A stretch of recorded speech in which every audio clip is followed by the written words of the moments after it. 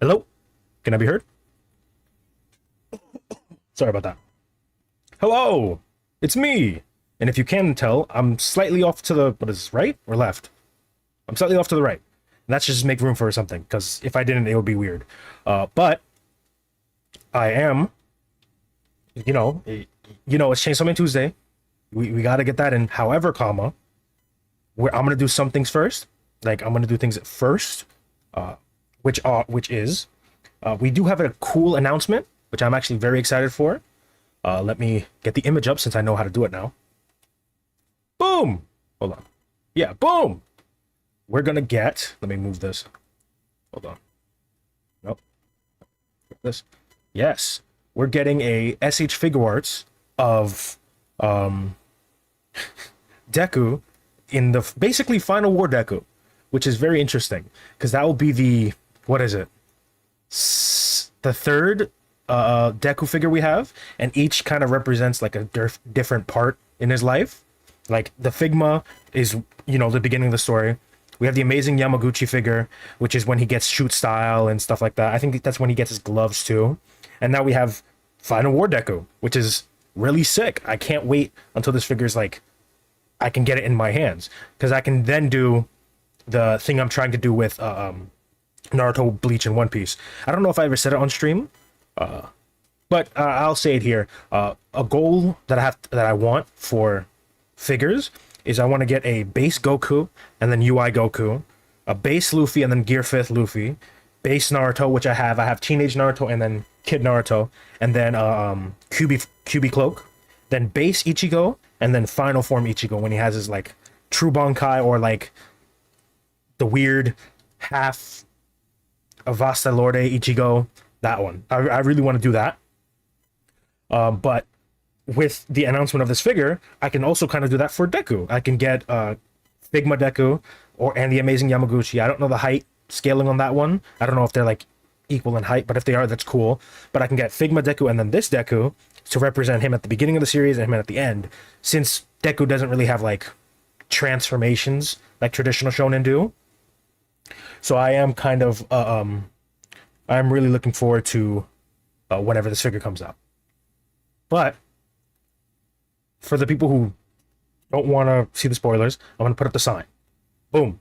Let me move myself a little more since I don't. There we go. Hold on. Perfect. Spoilers for Chainsaw Man, this recent chapter. If you haven't like seen anything yet, so long as I have this sign up, I'm talking about Chainsaw Man. So when the sign disappears, you can come back. You can turn the headphones back on if you want to. But Jesus Christ, I called it. If you guys saw the previous stream, or the previous stream, I'm pretty sure I said that we are like Nayuta's probably dead, and since they already talked about chopping up devils, that she's probably mincemeat. I just didn't know her head was going to be coming down on the conveyor belt. I don't think any of us could have predicted that, truthfully. But oh my god. Again, I'm not going to show any visuals because I don't know how that works legally. I don't want to like mess with it too much. But Jesus Christ. I'm just going through this again, and Brem, or however you pronounce his name, this man's a menace. This man's an absolute menace. And I like how Denji still isn't taking this. Isn't taking anything from him. He's like, fine, if it means I get to like help Nayuta or see Nayuta. But I like how he's now that he's cooled down, he's now being like, where's Nayuta? What are you talking about? I don't care. Tell me what to do so I can see my sister, roommate, friend, whatever.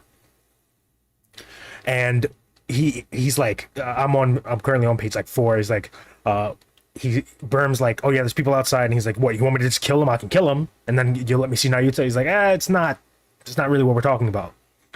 And he's saying they want the part of you, the Chainsaw Man, that erases, right? And he brings up like a really cool, like what is it? Like a cool like idea, right? Because Denji says chainsaws don't have that power. They're tools for cutting down trees. And he goes, it's weird, right? And this is Brem, or however you pronounce his name.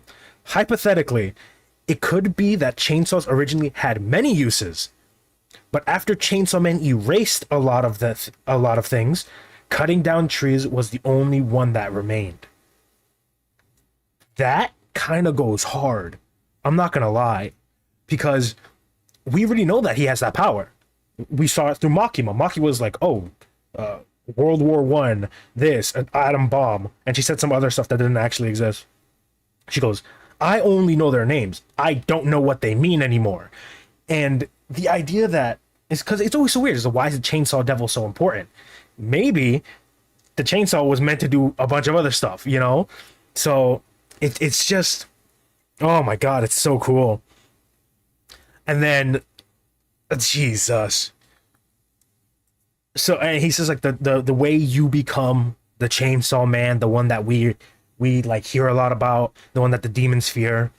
Everyone's afraid of you, right? Because Chainsaw Man's a hero, but everyone now is afraid of you.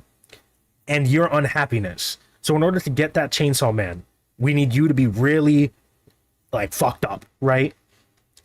We then get this is beautiful like paneling. It's not beautiful what happens, but it's beautiful paneling. You just see everybody, right? And everyone's like consecutively reacting to what's coming up. And then you just see Nayuta's head in this like really big double page spread. And she's going down the thing. And then she's there. Denji reacts. And then Brem, this guy is just like mean mugging Denji. He's like, yeah, that's your unhappiness right there on the platter. Yeah, and we're probably going to get Black Chainsaw Man now. Like the Chainsaw Devil Chainsaw Man. Because this might push him over the edge. But I did say, demons are weird, right? They're weird in the way that she's probably not dead. You know what I mean? Because like if you can find the rest of her body and give her blood, she might be fine. We don't know how the what's it called? What are they called?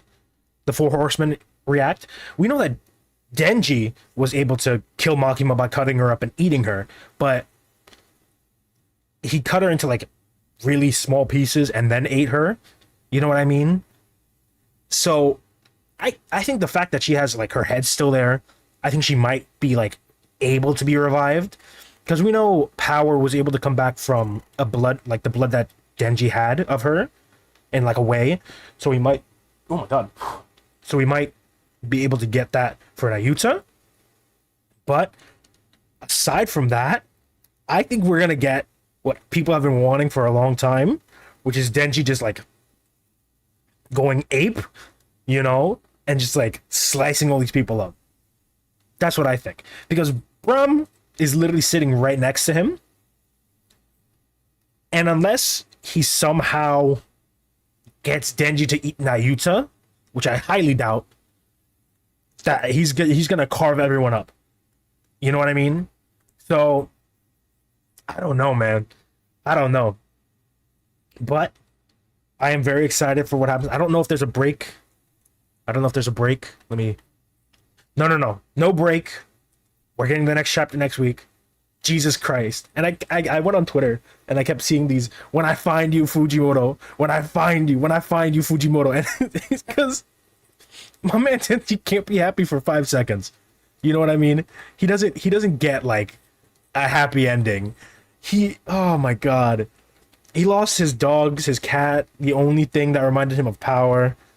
Also, we haven't done anything with the Blood Fiend. Maybe later, eventually, but whatever. We might actually go to hell. Oh my god, this wide shot like messes you up, because they're on, like, I don't know where the line break would be, but they are directly on opposite sides of the page, which is beautiful, but also so scary. But also notice, Fami, she didn't stand up. She's not standing up. She's still sitting. So there's a lot of stuff that we still need to cover in like the story of Chainsaw Man. Like what happened to the fake Chainsaw Man? That's pretty much it. That's all I can really think about. Yeah. Well, yeah, what's the deal with the fake Chainsaw Man? Oh, well, no. What's the deal with the fake Chainsaw Man? What is Fami planning? Where's Kobeni? That's my question. We have her little brother, I think. But, you know, We need actual Kobeni.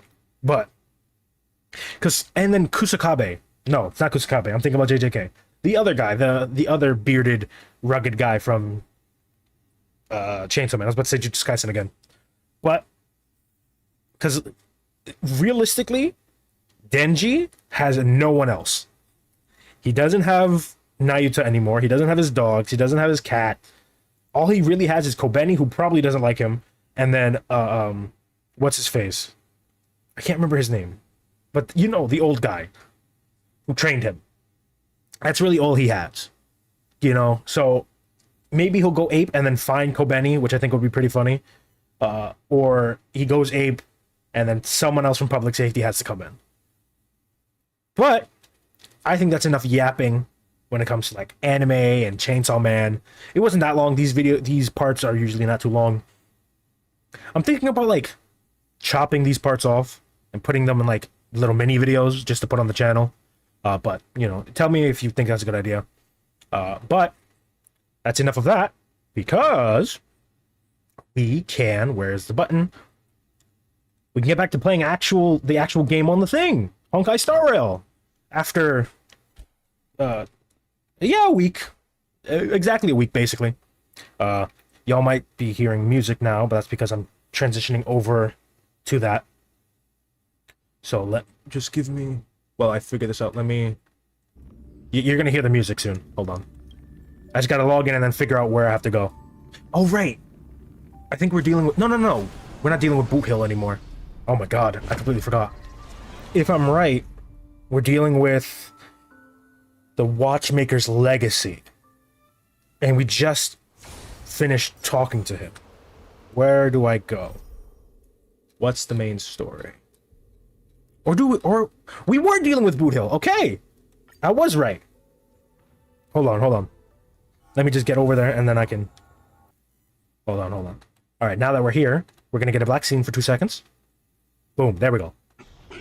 Perfect. So, if I'm right... Wait. Oh, wait, no, it doesn't matter. I changed... I was like, oh no, the text is still there. No, that's not. Alright. So, if I remember correctly, Boot Hill is boot hilling. What do we do? Oh, shoot. We found the Watchmaker's Legacy, or what equates at it. We saw the hat. I want the hat. I have the hat, technically, but I haven't earned the hat. I want to earn the hat. I'm gonna get the hat. And Boot Hill is here because Dunhung is trying to get contact with us, even though we're in the deeper dreamscape. And yeah, I think that's good. Let me just... this team isn't the best for him. Hold on, let me just create a better team. Oh yeah, I got Firefly up. She's now like somewhat passable of a thing. She doesn't have like any gear or anything, but you know, who is a good follow-up teammate who can actually help? Let's just throw you Ron May. She's gonna die very quickly. I don't even know if that's how you pronounce her name. And then let's throw Dr. Ratio. 2 follow-up people. Let's figure out how this goes. All right. I think we're talking to people, if I remember correctly. So let's figure out. The Charmony Festival is about to start. I'm so excited. Oh yeah, the Charmony. Oh, I keep doing that. Hold on. Boop. There we go. Hey, you guys here for the Charmony Festival too? Well, I didn't come all the way here specially for the festival. Honestly, I don't really even know what it's about. But I heard it's a lot of fun. I think that's how most people operate.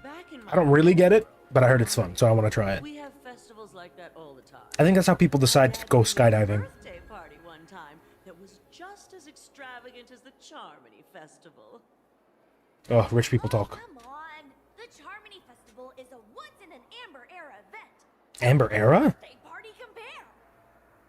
Wait, Well, how long is an Amber Era? right. Maybe on her world, birthdays only happen once in Amber Era. Is that like a decade?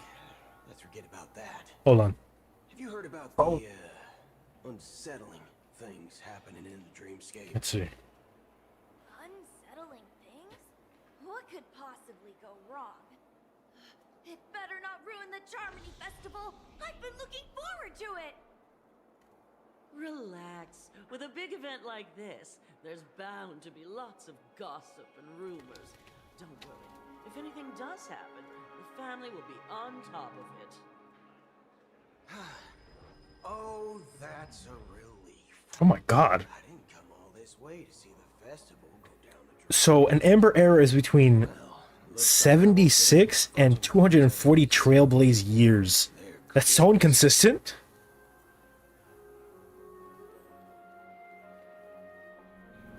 Jesus. What does that even mean? How is there so much variety between Amber Eras? Is it like determined by the life of a leader? I don't know. Greetings. I'm Cody of the Bloodhound family, head of security for the hotel. How may I assist you? Hello. So, there's something I wanted to ask about. I've been hearing some unsettling rumors about certain incidents that might affect the Charmony Festival. Do you think there's anything to be worried about? I've traveled all the way from the Hayai Federation and Hayai? I don't want my trip to be ruined.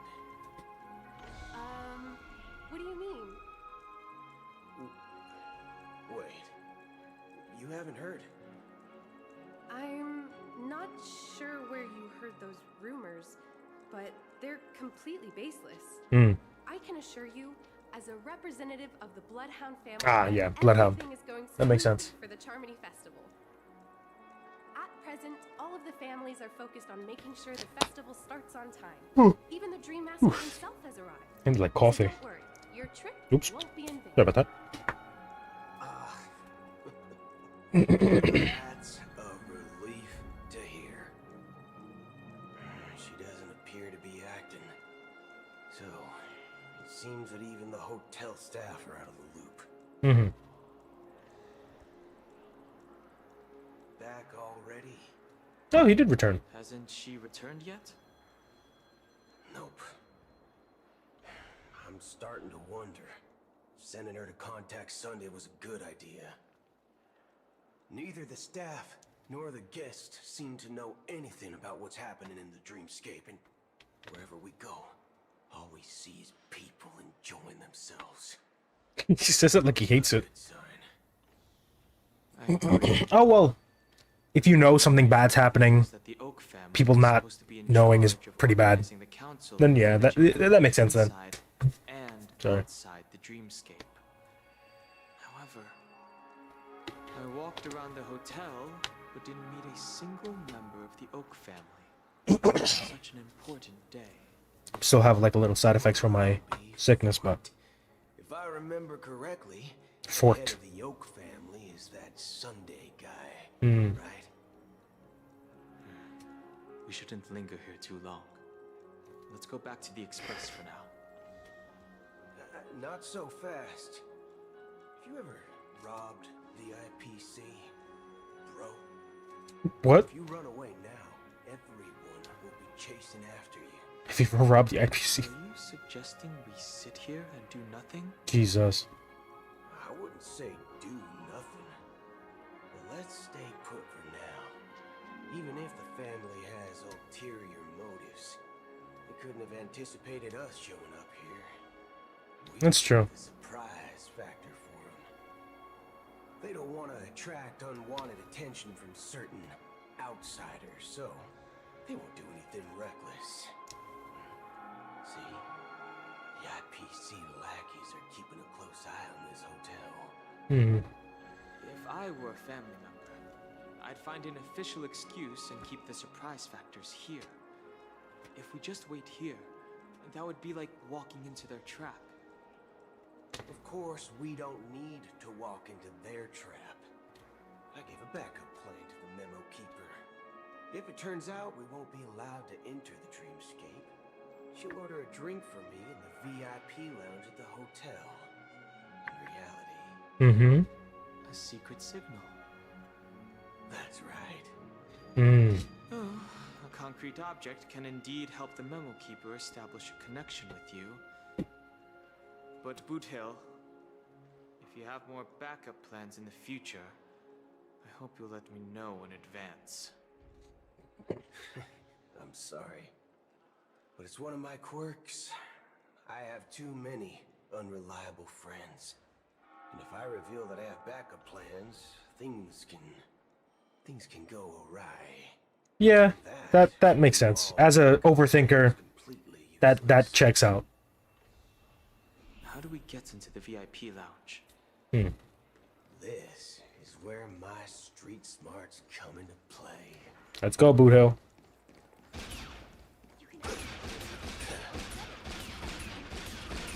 Sorry, I just wanted to do the cowboy gun. You gotta love cowboys. The lobby manager, right? Oh, does that mean I'm near the Yes, I quote-unquote am. end where I fight Sunday? May I hope so. assist you? We're the nameless. Because I remember Boot Hill was out when the Sunday boss came out. So we must be close, I think. The lady at the front desk said she would contact the manager, but now she's nowhere to be found. Now we've been waiting here forever without any food or water. What the fork, man? Is this how the family treats its guests? Is this your idea of street smarts? Start. Well, yeah, that is pretty street smart. It's called standing up for your rights. Oh, let me move this out of the way. Apologize for the inconvenience. Please wait while we try to contact Mr. Sunday. I'll arrange 2 premium seats in the VIP Yeah, lounge so you can- it's smart because people don't want to get involved and they go, oh, okay. See? Just Yeah. like that. Just don't call yourself nameless next time. This bar's something else. Certainly worthy of the planet of festivities. Is there anything I left I didn't open here? Let's see it. If I miss anything, like visually, or like packages that I like obviously didn't see, you guys can tell me if you need to, Not bad. so that I can, Credits. you know, keep up. I love that he was like, "Ooh, how much is this worth?" That's really funny. One Peach Soul Glad? Good evening, gentlemen. Did not expect that voice. Hey, I have an order for a bottle of Donna's White Oak. Can you help us find it? Has Donna's White Oak? I think there might be a misunderstanding. We don't serve that here. Oh, no way.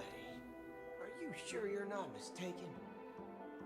If someone had reserved such a beverage, I would definitely remember it. It sells for hundreds of thousands of credits per bottle, after all.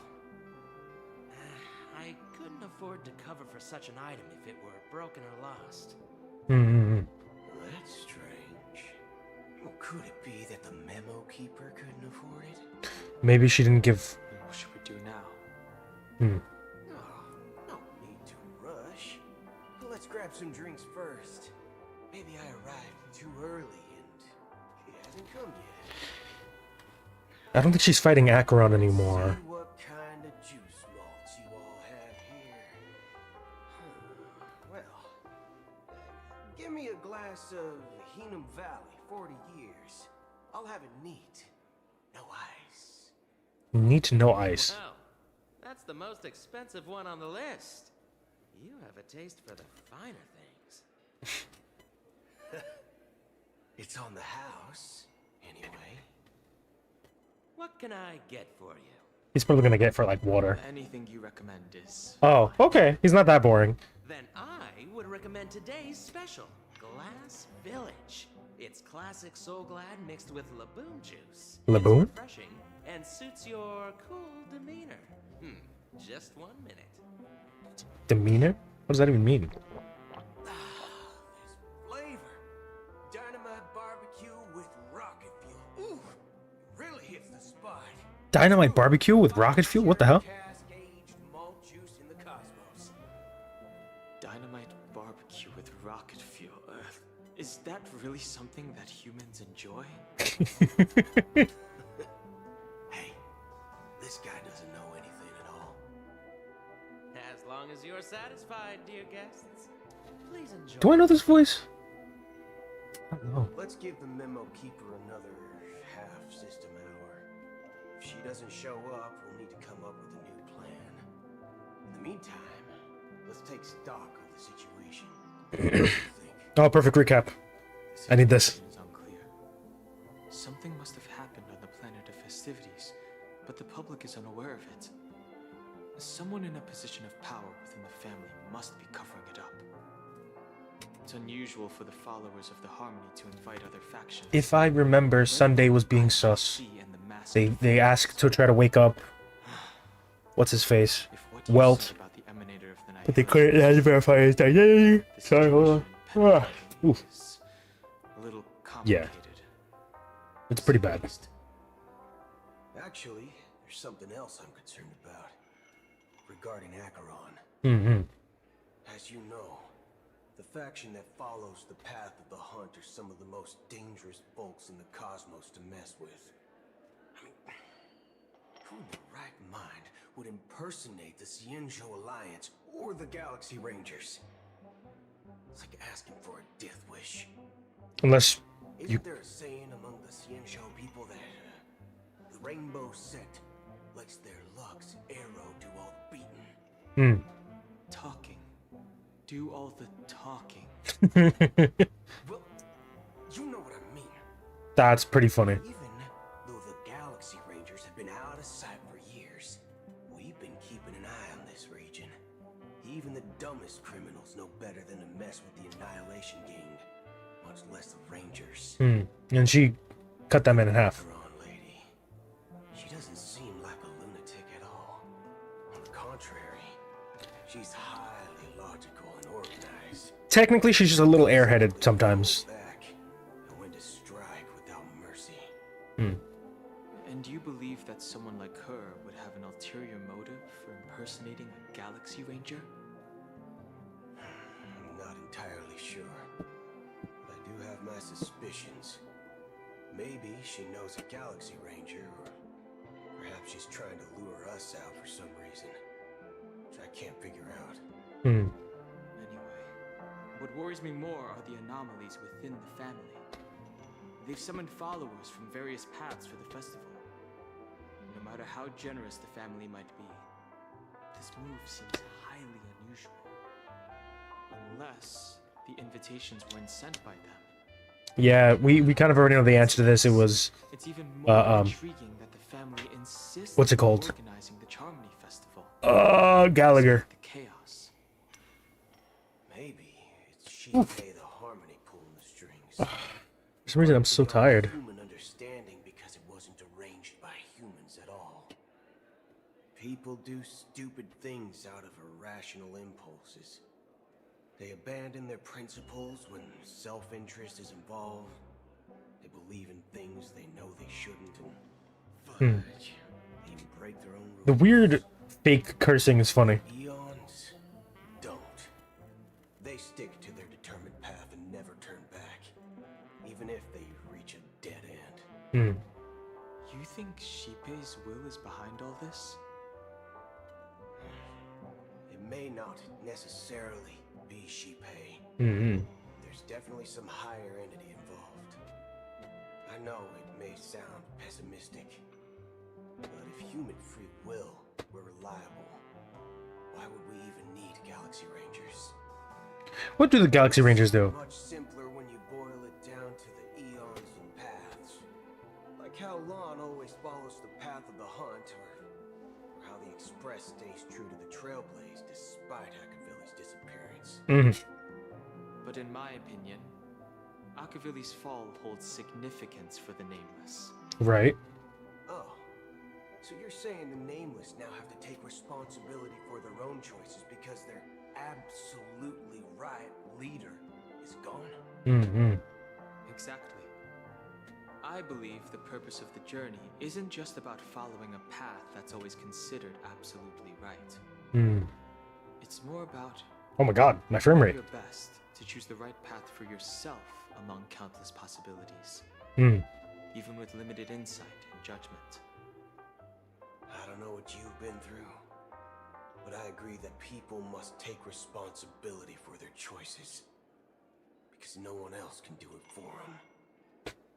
That's why the Galaxy Rangers need to uncover the imposter and figure out her true intentions. What if she just did it because it was easy? Case. Because impersonating a Galaxy Ranger A plan if the memo keeper doesn't seems kind of easy. You could just say you're a Galaxy Ranger and go, oh, okay. You're strong enough to be a Galaxy Ranger. That makes sense. You know? You sure have a lot of cards up your sleeve. Well, going back to my old career would make things a lot easier. And by the way, when you were walking around the hotel, did you happen to see any Important looking guest. It's pretty funny. looking guests? What's your plan? We kill him. It's simple. We just grab some hostages. That was close. Or maybe we can even take their identities. No need for that. We'll return to the Express now. Wait, are you getting scared? Draw your weapon. Let's make a big scene. What are you talking about, Buddha? Are Wait. you leaving, esteemed guests? Would you like to cancel that as Donna's White Oak you just ordered? Huh? As Donna's White Oak. But didn't you just say? Ha ha. Looks like you are a bit intoxicated. There it is. Guests. Okay. You ordered a bottle of As Donna's White Oak just a moment ago. Looks like your memo keeper friend has finally arrived. Oh, right. My memory's not the best. My memory's not the best. You know, too many modifications and all. Oh, that makes sense. Anyway, let me check. Well, fork me. It says Donna's White Oak, all right. And there's a note. I'll be waiting for you on the Astral Express. She's gonna leave him with the bell. No mistake. That's her message to you. She knew the hotel wasn't safe, so she suggested we find another place. Well, looks like we took a detour, but now it's back to the Astral Express. So, what are we waiting for? The bill? Let's go. I bet you. Oh, okay, okay. Okay, fine. No jokes. You're back? Two guests just boarded saying they were looking for Boot Hill, so I told them to wait in the parlor car. Oh, it's Acheron and... Oh, just in time. It's Acheron and the Memo Keeper. Got her name. Black Swan. She's one of them. Look, we welcome all passengers on the Astral Express, but sneaking in like that? You have no regard for etiquette. My apologies, conductor. It was an oversight on my part. I assumed you were already acquainted with the garden. Given the chaotic situation in Penacony, the Nameless are the only ones we can truly trust right now. That's fair. You are the memo keeper. I am a Memo Keeper. Don Hung. I've seen you in others' memories. And as for Boot Hill, this is our first. She's talking about me. I hope you enjoyed that bottle of Astana's White Oak. You sure have a refined taste. Finally, Memo Keeper. Well, let's cut to the chase. Spill everything you know. That's precisely what I intend to do. But before that, Black Swan, please yeah. allow me to Did we- introduce myself. We got her name. Yeah, her name's already there. Yeah. My name is Yeah, I knew Acheron was the other one. and I serve the Garden of It only made sense. Refuge as a Because she's not like... We know she's not the enemy and she was technically kicked out of Penacony. story. I'm sure she knows it better than I. What the hell? Greetings. I'm Acheron. What? You Garden of Recollection shirtbag. Shirt bag. Me. I apologize, but she did that at my request. Due to certain reasons, I have been exiled by the family. Thankfully, this memo keeper came to my aid and helped me escape their surveillance unnoticed. To be honest, it was more like stalking than helping. And the process was far from unnoticed. But we did escape. Hmm. I asked her to guide me to a place beyond the family's reach and to contact a few trustworthy individuals, namely all of you. She's so Trustworthy. Son of a nice lady. You think I'm dumb or something? son of a nice lady. How about this? I'll put a few bullet holes in your head and see what secrets spill out. Then, we can talk about trust. It doesn't have to be like that. I'm willing to answer all your questions, but not right now. If my cover hadn't been blown, we might have had more time, but at the moment, we don't have any other options. Hmm. No other options? What do you mean? This is the only way I can ensure everyone's safety. Sing. Kindly request an immediate warp jump out of the Astana star system. Whoa, what? Leaving? This passenger is requesting. They just ditch? As far as I can tell, she's not a threat and seems to be telling the Oh, is that where the fight is? I've briefly traveled with your companions and know their whereabouts, Danha. Please rest assured, your nameless companions are safe, but they need our help. Oh, so they oh. Hill, you may have guessed. I've been waiting for you. Galaxy Rangers are known for their elusive nature and limited contact with each other. So this was the only way I could reach out to you. Hmm. Only by doing this can I find a true Galaxy Ranger and fulfill a long-standing promise. Is it the promise of that one guy? To return his relics to their rightful owner. His relics? Someone once told me that every rainfall is like a gift from the heavens. A Well, at least sign he of did. their mercy upon the world. Raindrops Policeman that themselves just be the drove by. tears of That's crazy. gods, shed in response to the sorrows of the world. Their constant pouring is a reminder that the gods haven't abandoned us yet. Hmm. So, how long has this rain been going on for? I used to believe, just like you, that it would eventually stop. Years and decades passed. And in the end, such hope It's so low. away before the rain did. Looks like the god you mentioned doesn't exist after all. Hmm. Oh, okay. I have to read this. Okay. Oof.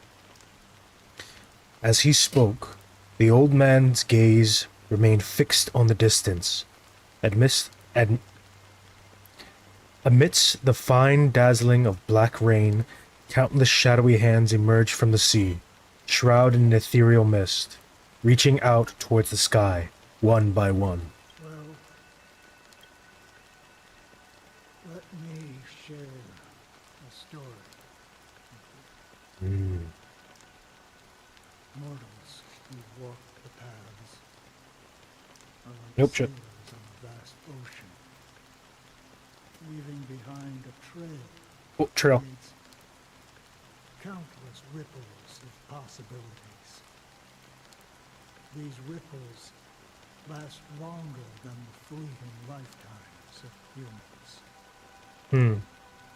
And for some, their presence leaves such a strong mark that it's reflected in the waves. Hmm. Like those shadows on the ocean. Sin-thirsters, Sin-thirsters? obsessions of the Pathstrayers. They emerge from the depths of IX, seeing themselves as masters of their own destiny, unknowingly repeating the actions of their past lives. They emerge from the nihility and head toward it, leading purposeless lives. However, these hollow phantoms, they once my dear companions. Oh. Group of Galaxy Rangers. Shoot. Are you watching over them? Watching over them? No. I'm guiding them toward transcendence. Hmm. It was a brutal war. A crusade that shook the universe. The universe witnessed The Lord the fall Ravager. of Zero, the Lord Ravager, but it came at a price.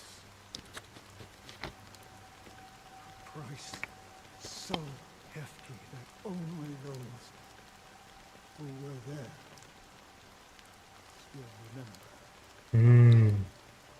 The unwavering determination of the Hunt followers persists even in death. So someone must guide these lost souls to their life beyond. Hmm. They were heroes in their time. And they shouldn't be reduced to mere puppets of nihility. As for me, I've suffered too many losses on that battlefield to advance any further. And that makes me the most fitting person to carry out this task. Okay, I think I'm starting to understand. But you know, these sin thirsters, they're not who they used to be. Does this seem pointless to you? Well, some tasks have to be done, even if they are pointless. Hmm. I can help you. For what? For the meaning of the nihility. That's what I've been seeking. I see.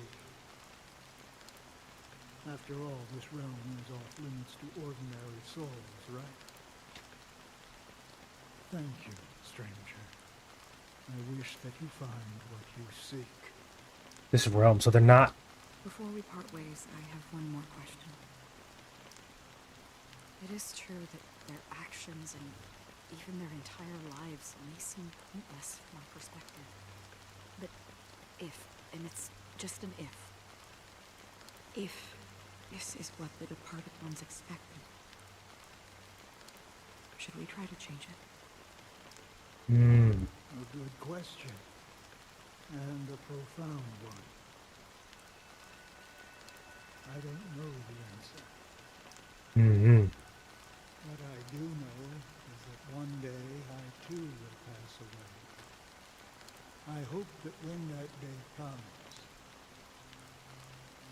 someone will stand at my grave and place a bouquet of flowers. Pretty sad, but okay. Oh, Robin, aka Sparkle. 9 system hours. Jesus. When I appeared as a child, my speech, mindset, and soul reflected immaturity and innocence. As I grew into adulthood, I left behind my childlike side.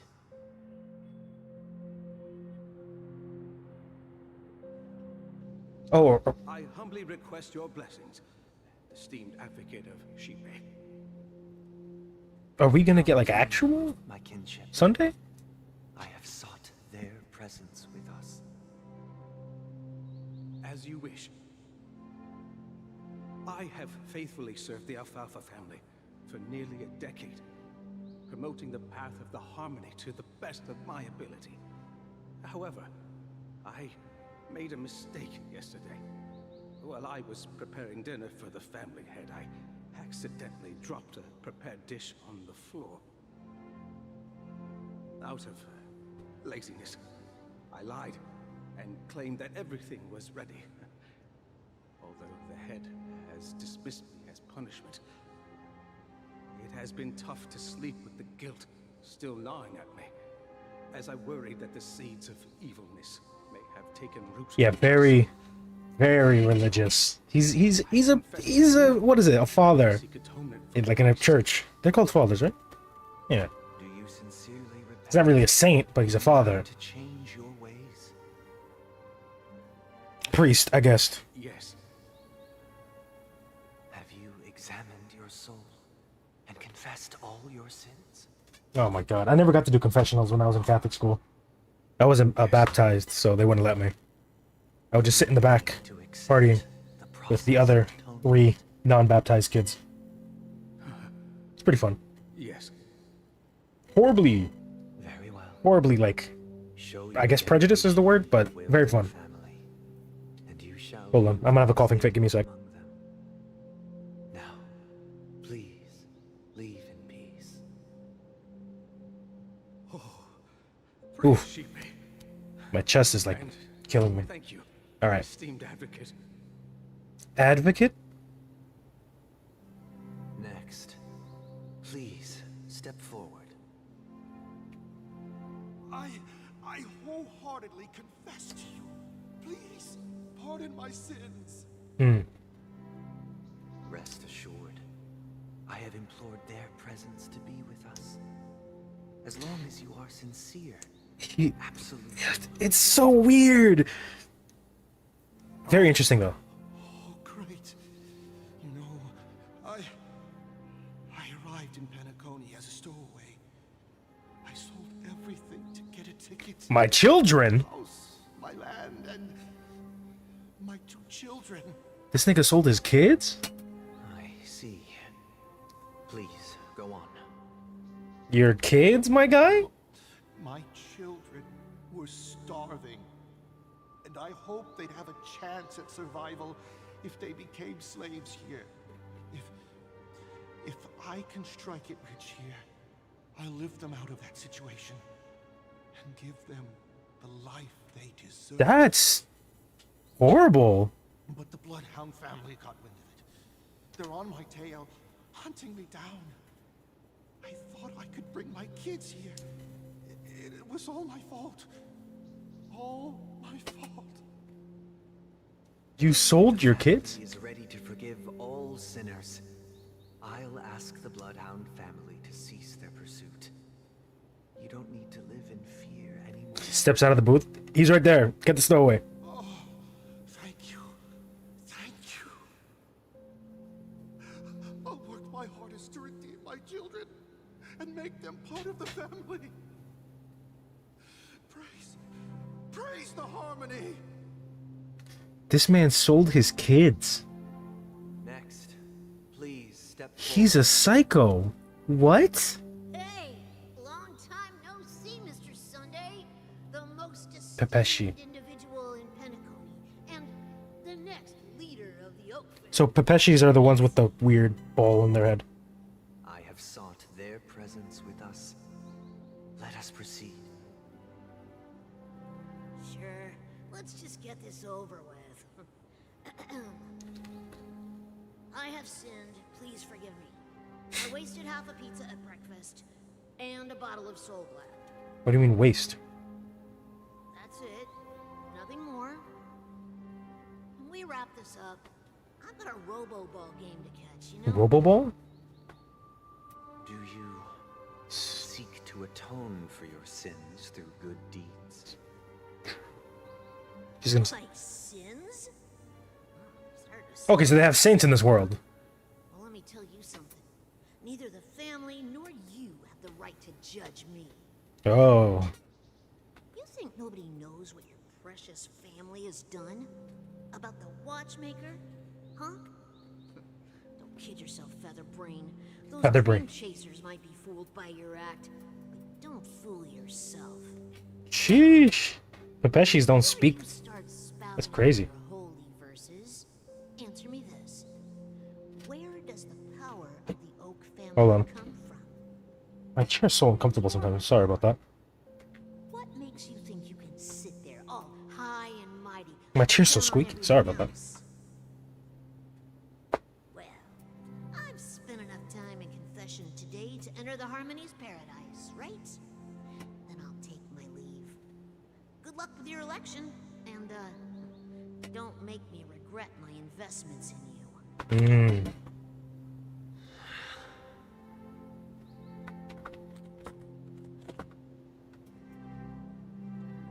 This is wild. Oh, revered triple-faced soul, hear my doubts. Mm-hmm. Who can judge the strong when their power hides their crimes? Mm. Who can vouch for the weak when they will pay any price to survive? Who can comfort the purest souls when even they get led astray? If the strong defending the weak is truly the foundation of paradise, then who is responsible for the suffering and anguish in this wretched world? Mm.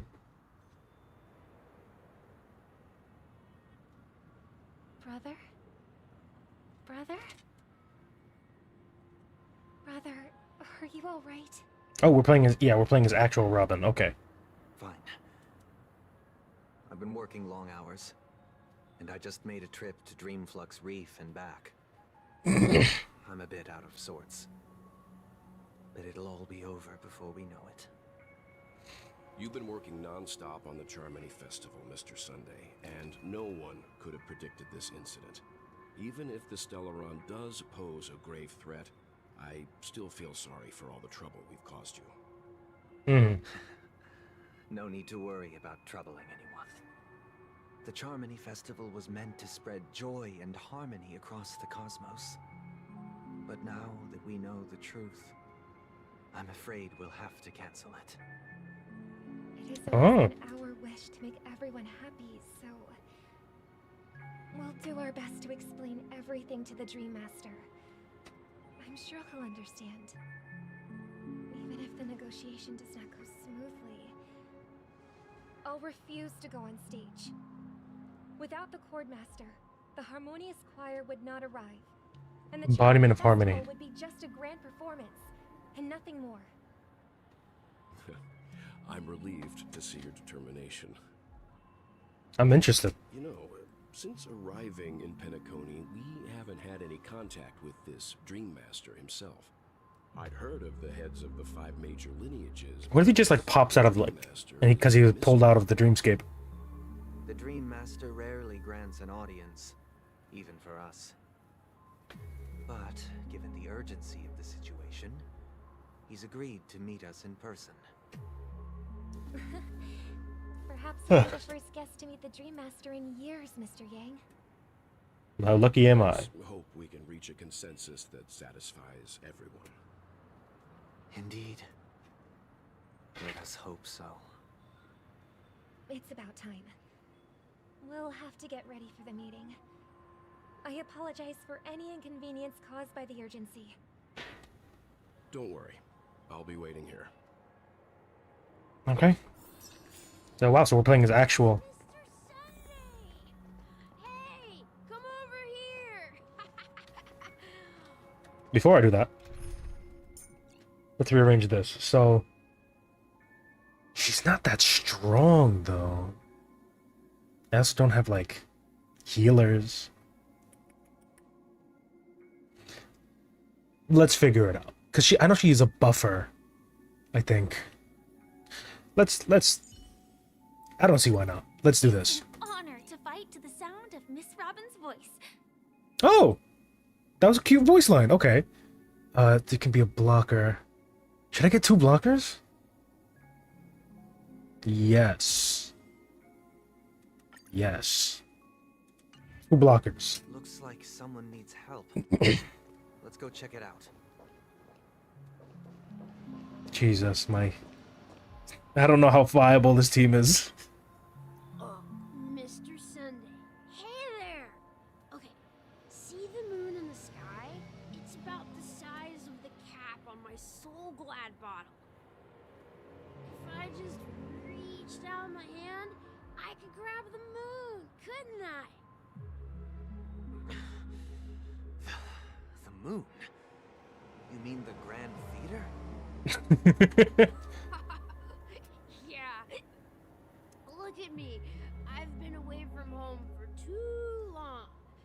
I must be missing that moon. But it's no big deal. The Grand Theater here looks So I guess this is a how to show that they are whatever that race is, the small people. They told me Something with a P, I sell think. everything I had just to come to Penacony. How short-sighted. Selling everything you had. Why would you go to such lengths? Why? Can't you see? Life back home is miserable. It's not really living at all. It's better to be here at Penacony. No pain, no worries about tomorrow, just sweet dreams. You can do whatever you want. That's what I call living. Yeah, now this is the life. Is this truly living? No, it's not. It's a dream. Huh? What did you say, young lady? I didn't quite catch that. I'm thinking about calling them Lollifells, but that's not what they are. They're something with a P. The traffic on Glocks Avenue can be dangerous. How about I ask a Bloodhound family member to escort you to Ideen Park over there, so you can continue enjoying your sweet... So, how does this work? Is it like a vacation home?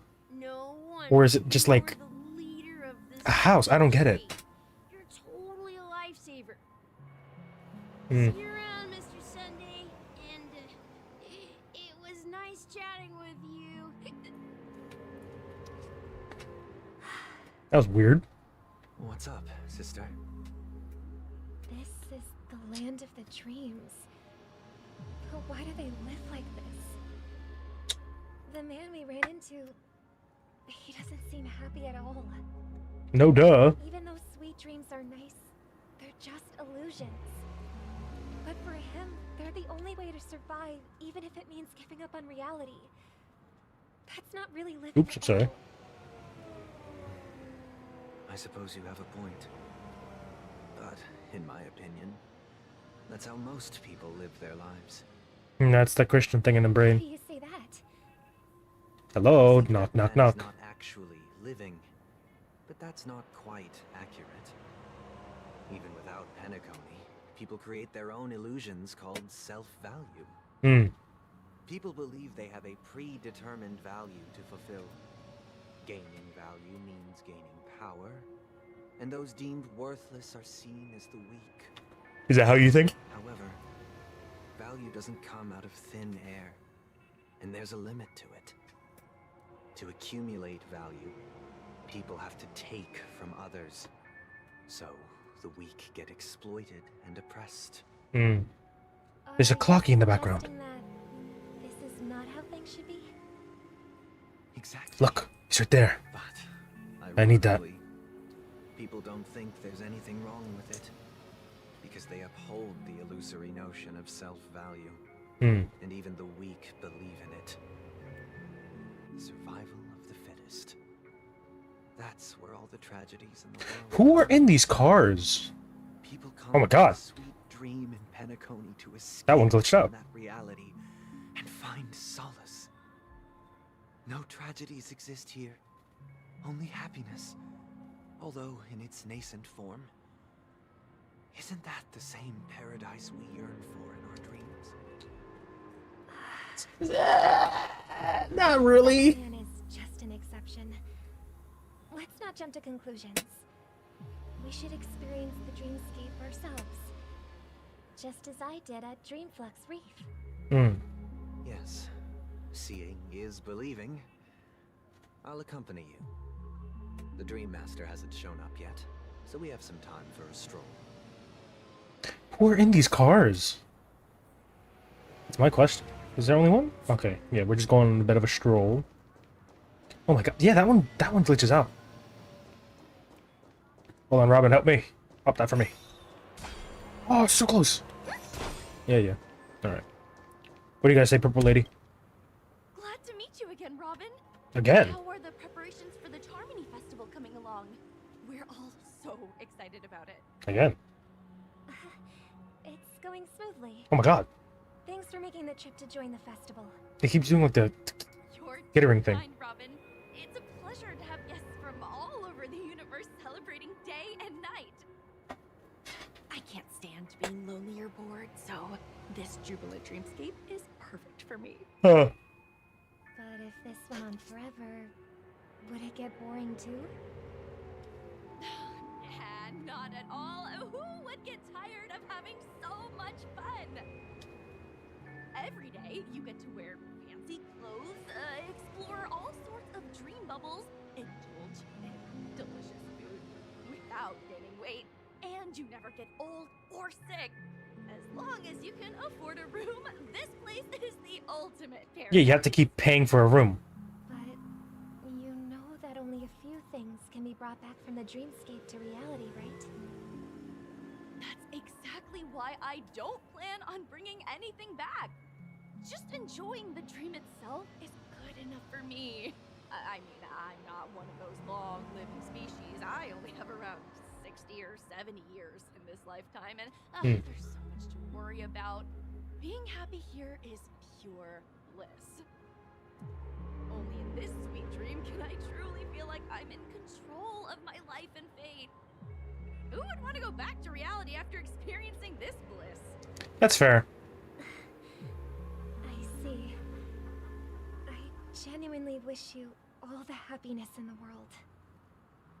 And I wish you a fantastic performance, Robin! I'm off to the Blue Hour for the ball. See you later. That's kind of sad. Well, not kind. That's very sad. That guest's perspective didn't resonate with you either. She had a valid point. And I could sense her genuine happiness. It's just that... What you're trying to say is, she thinks she's in control of her life. Right. In reality, she's just escaping from reality and seeking solace in this sweet dream.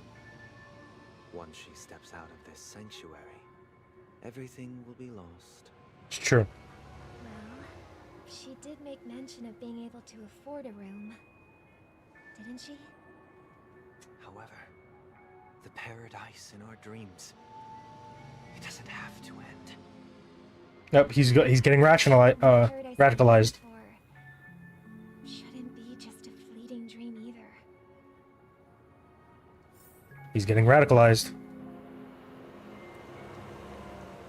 He's going, we can extend it to reality. That goes pretty far, right?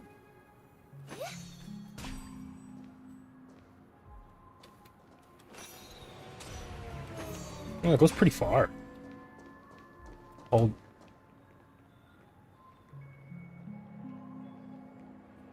Alright. I feel you, guy. The scenery in this dreamscape is truly breathtaking, isn't it? Oh, Robin. Can't believe I'm meeting you in person here. What an honor. You're right. Even though time stands still in this dreamscape, it always feels fresh. I find something new every time. A philosophical mind. I hope I'm not intruding. Oh, not at all. No. With little time left, I yearn for meaningful conversations, especially with someone as esteemed as you. Do you mind if we chat? It's my pleasure. Let me move this out of your Not nose. to be formal. Just speak your mind. You said, with little time left. Please, forgive me for being blunt. But is that why you came to Penacony? Yeah. I was part of a war, and while escaping from the Sarkozian mothership, I got exposed to some radioactive materials. And then, all my comrades died, and my hometown was wiped out by neutron bombardments. I couldn't bear to live with everything I knew gone. That's when I heard about a possible solution here, so I came. How heart-wrenching. I hope the family has been able to help you. They have, and I'm truly grateful for that. They provided me with a comfortable room, the most advanced life support devices in the cosmos, and a stellar team of caregivers. Mm-hmm. My physical body is now in the dream pool, sustained by life support. The me you see here is whole, rational, and no different from any other person. But I can't say the same for me in the hotel room. Mm-hmm. My true appearance. Well, I hope you never have to witness it, Robin. Mm. So, you'll be living forever in this dreamscape, right? Just being able to live at all is good enough for me. Whether it's in this dreamscape or not, well, I don't really have much say in the matter. That's true. My world has been torn apart, and my life could end any second. So, My life could end any set.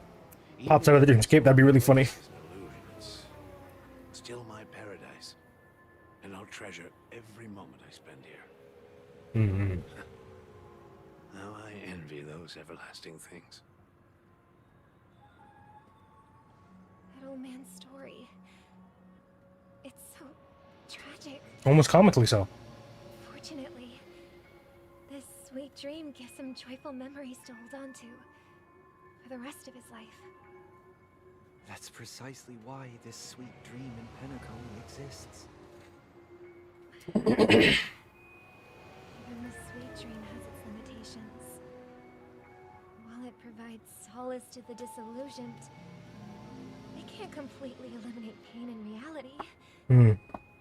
There will be a way out. Penacony is already on the right track. Uh-oh. Yeah, it looks like he wants to bring Penacony into... Oh, shoot. Meet the other Robin. Oh, shit. Okay. Look what we have here. A lovely young lady. Wait. Oh, shit. I can do that snipe. Me? Come on. I can do it. A little closer. I can totally do this. Hold on. Yes! Amazing. Okay. Other me! Brother, what a surprise to see you again. Show yourself. Your trick won't work on us. I've heard that a skilled masked fool received an invitation too. That must be you, right? Did you enjoy yourself? Barely. Oh, see? People here are way too gullible.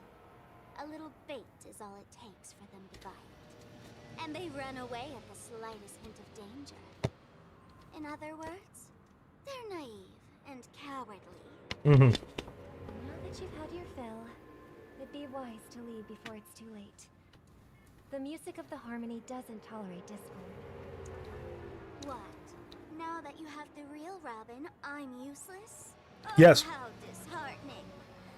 I've done so much for the family. You should be thanking me, because if it weren't for me cleaning up this mess, Penacony would still be in shambles. Don't you think? That was a personal request from the head of the Iris family, and it has nothing to do with us. Hmm. Step aside and stop causing trouble for the Charmony Festival. The Charmony Festival? You think you can scare me? You think I have no idea what you're planning? I don't care what you're thinking, Chicken Wing Boy. But I'm pretty sure our lovely Robin... Chicken Wing Boy is mad funny, bro. After all, you're well aware of what a sorry state this dreamscape is in under the banner of harmony. Penacony, the land of the dreams. Is this truly the paradise you desire? Great. Stop it. Ooh. Pinching a nerve. The rush, Chicken Wing Boy. Did I get to you? She calls him Chicken Wing Boy. It's so funny. It's none of your concern, masked fool. Leave now, or the family won't tolerate you anymore. Leave now. All right, I'll go. But Robin, I suggest you believe those living in dreams can escape pain and find true happiness? Well, I've done my part, and now I'm simply waiting for the fireworks to begin. Here, the last 2 gifts for both of you. And don't lose them. If by some unfortunate chance the Charmony Festival starts against all odds, remember to use them during the show. She's handing her the bombs. Thrilling. Bang! I heard a raven calling in the distance. It seems the Dream Master will arrive soon. Jesus. I don't know why on earth they trust her. She is the most suspicious person in the world.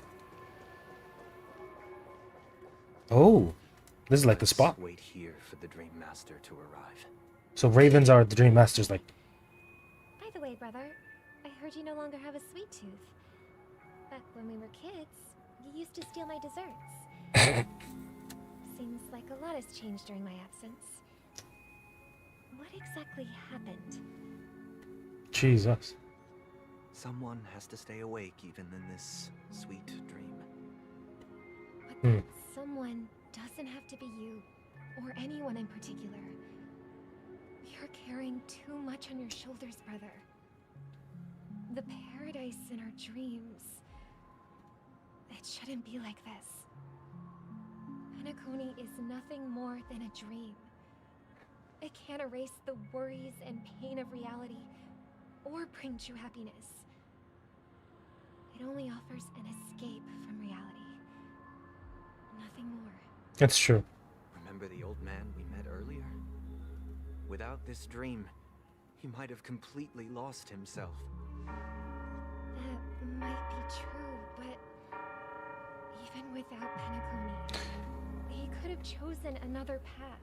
Mm-hmm.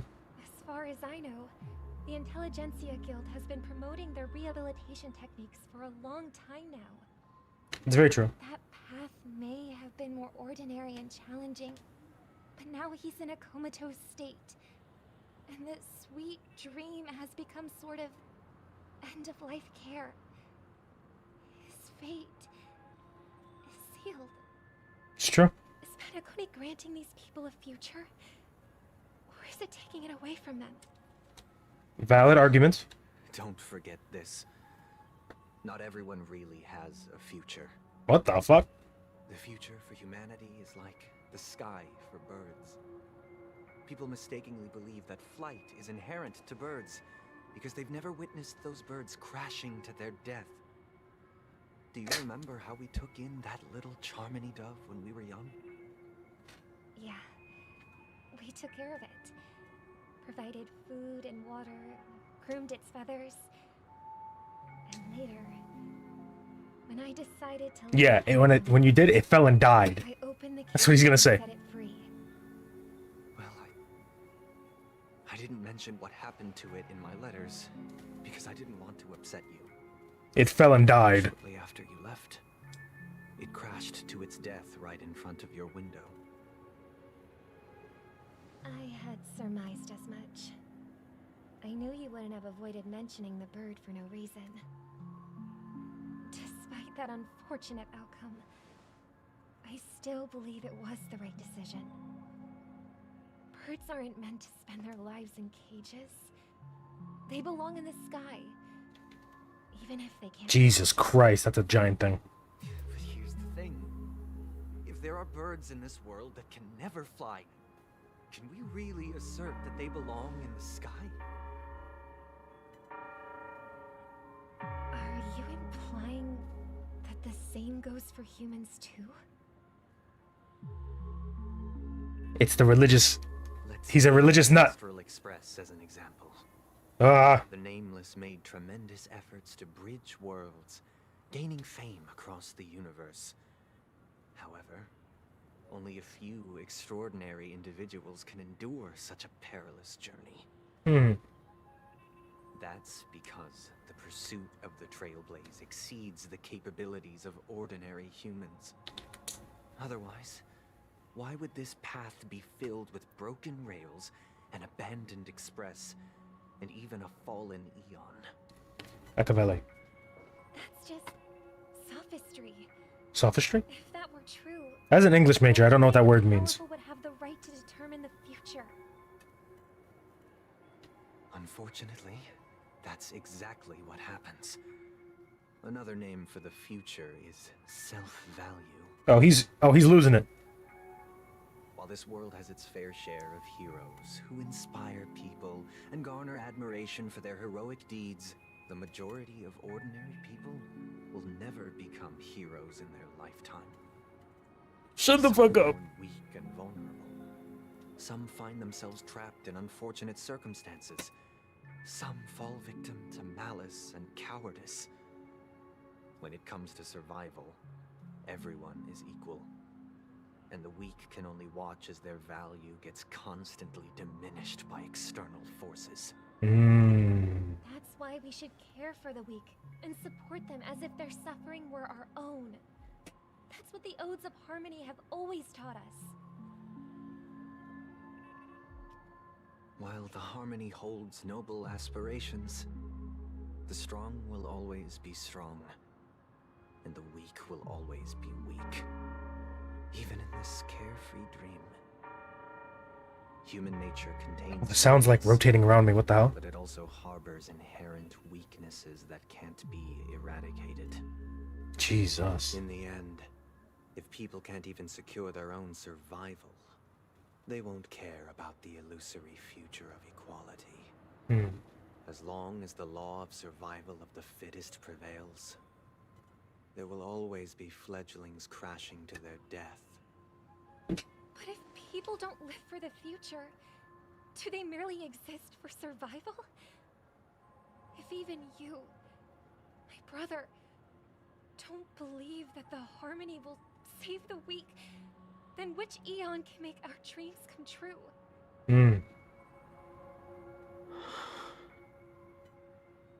People often forget that when the first bird took flight, the entire world envisioned a future where no more fledglings would ever crash to their death.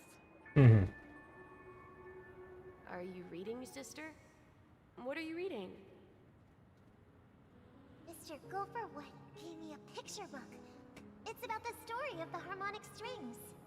If I could become a chord master.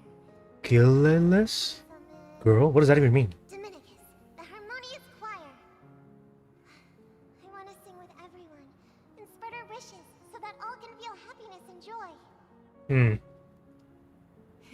I see. Then... Oh, is that the final boss? The Harmonious Choir?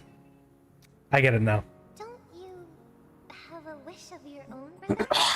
Kind of cramping my style here. Of course I do. It's just that it includes your wish and everyone else's. I long for a true paradise where everyone can find peace. Trustful boy. The bells. And invite everyone to our performance. Oh. All their wishes come true through the power of the harmonious choir. I see. It's a deal then. Yeah, it's a deal. But how can I become a chord master?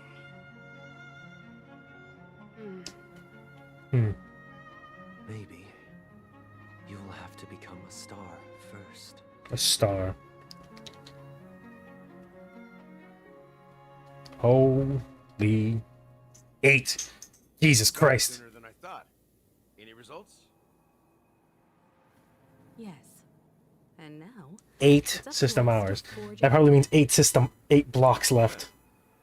Or is that like 8 in-game hours? Oh god. My final mission is complete.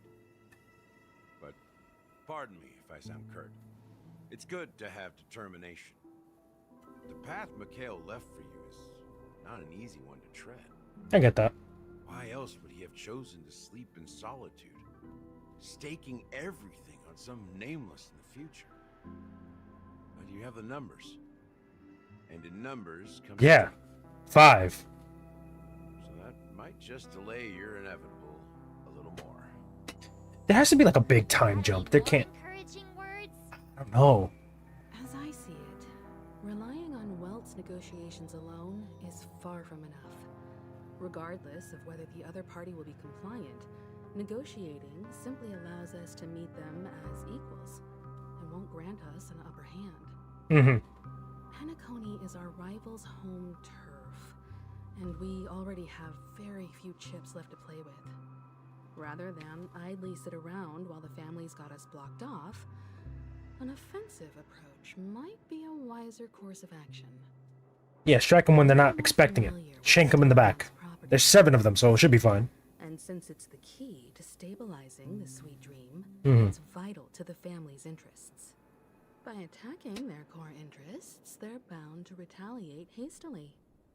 And as the saying goes, haste makes waste. That's right. As long as we pose a threat to the Stellaron, either with words or otherwise, we have a chance at gaining the upper hand. So by making them rush to, like, counter you, you're basically making them... Okay, that makes sense. To get close to the theater. Family security will be airtight. And if we brute force it... Even if we succeed, it's too risky. So, no one's gonna say anything? Then I'll raise my hand. I know the answer to this question. You, you of all people. Of course you do. I never doubted you for a second. Looks like we have one more ace up our sleeves. Time for the master stroke. I kind of want to say you of all people. Has she had, like, any good ideas? I don't doubt you. You got it. The express crew would have been disbanded long ago if it weren't for me. Alright. A little overconfident, but we'll take it. Harmony Festival begins. There'll be a pageant to kick off the festival. It's called the Soul Glad TM. Of course she says the TM. And it's going to be held in the moment of scorch sand. Patent pending. You just need to put patent pending somewhere. We'll be able to attain the title of Festive Superstar and be able to personally bask in the graces of Miss Robin. Alright, fine. I'll put on a dress.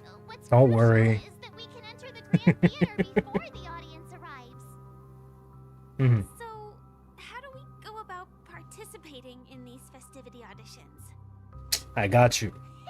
I'm really good with makeup. Already procured special invite tickets from Miss Robin's fan club. To tell you Are you a branch owner? Because I am. I had been preparing to join the auditions all along. I knew it. Now it looks like even if I scrape through, I probably still won't have the chance to shake Miss Robin's hand.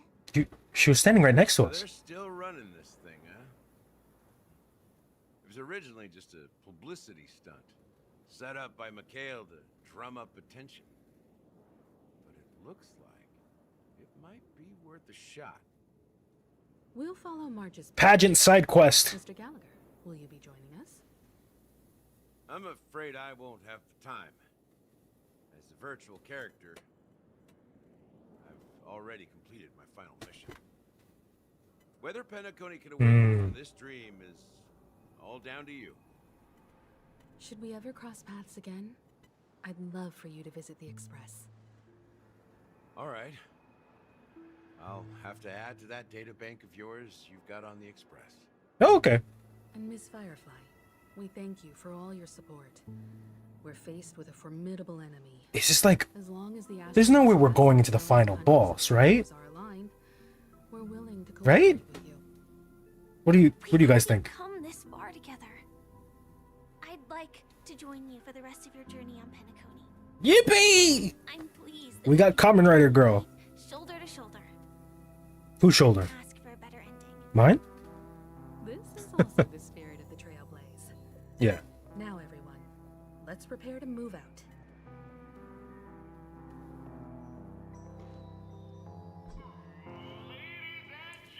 Jesus. There's no, like, break. Do I get to play a minigame? Love minigames. Minigame? Minigame? Ooh.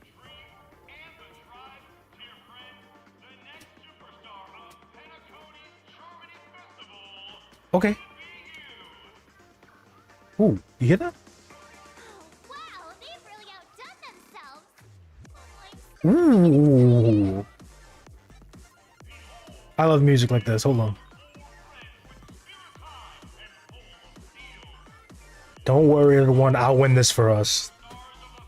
It does. What's that thing from Tangled? The face that Flynn does. Oh man, I forgot what it was. Not the schmooze. Something along those lines.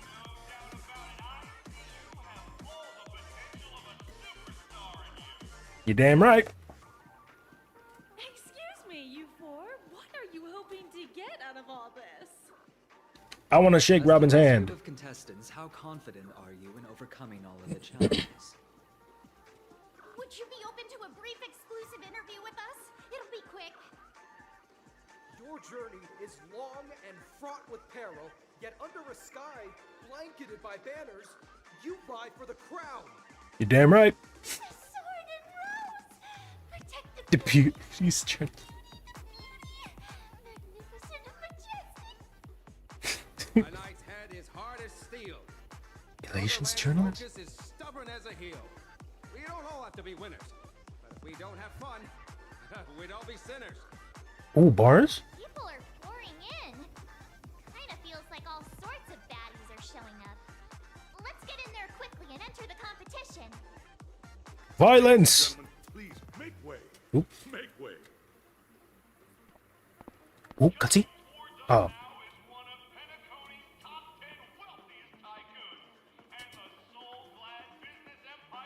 Yeah, see, March, you don't say the TM. Allow me to introduce myself. I'm the director of Soulglad's factory, Hmm. Hygiene Leader. My four friends, introduce yourselves to the audience across the cosmos. Hello, everybody. I'm Himiko, a nameless from the Astral Express, and these are my companions. A little boring, but alright. Don't you guys need to hide your We're nameless. We're famous. hide it anyways? Penacony is plastered with our posters. That's true. Because the Astral Express is so well known, the family won't dare to make any rash moves. Mm-hmm. Hello, everyone. I'm Ozzy, and she's March. Hello, everyone. I'm the Galactic Baseballer, and she's Say Cheese. Hello. Hello, everyone. Oh, no. Is it really a good idea to have a talent show in a pivotal moment of our story? Ah, I want to say I'm the Galactic Baseballer. I'm the Galactic Baseballer. This is Say Cheese. Don't expose my net handle to everyone. Hello, everyone. I'm Part 7. I'm an ordinary girl who loves adventures. Hello, everyone. I'm Firefly. Says the same thing. I am also an ordinary girl who enjoys adventures. She's looking directly in the camera. Nameless guests. This final face-off is bound to be spectacular. Time is precious. She's not a nameless, to be specific. Birds.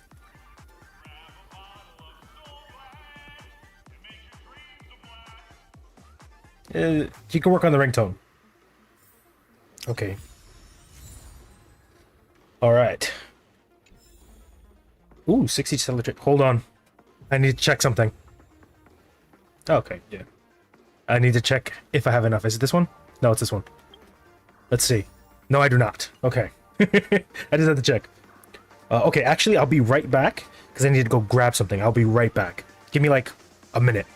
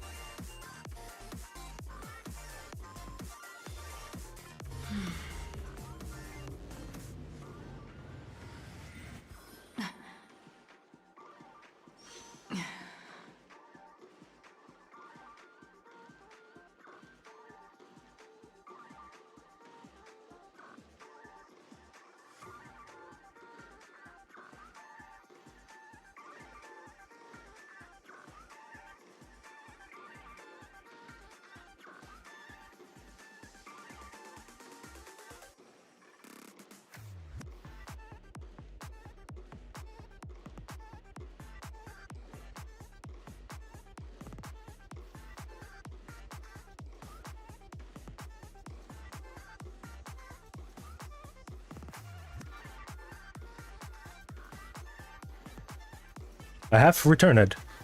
Ugh. Sorry, I had to get myself a drink and use the bathroom. Yes, okay. I don't want to read the chirpy things. I'll just keep going. Slice. There we go. Oop, I'll take this. Don't know why that took 7 clicks. Alright. Let's go. This place is buzzing. That's right. This venue is a miniature representation of that time known as the era filled with boundless possibilities. That makes sense. Ooh, oh. Yep, this looks like final area, I think. Let's just start grabbing stuff. No. Oh my god.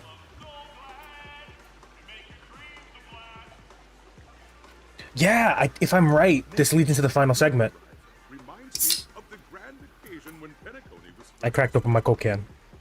Gotta get a sip. young, bright-eyed lad back then, lured here by the watchmaker's ads, full of zeal and ready to make my first fortune in life.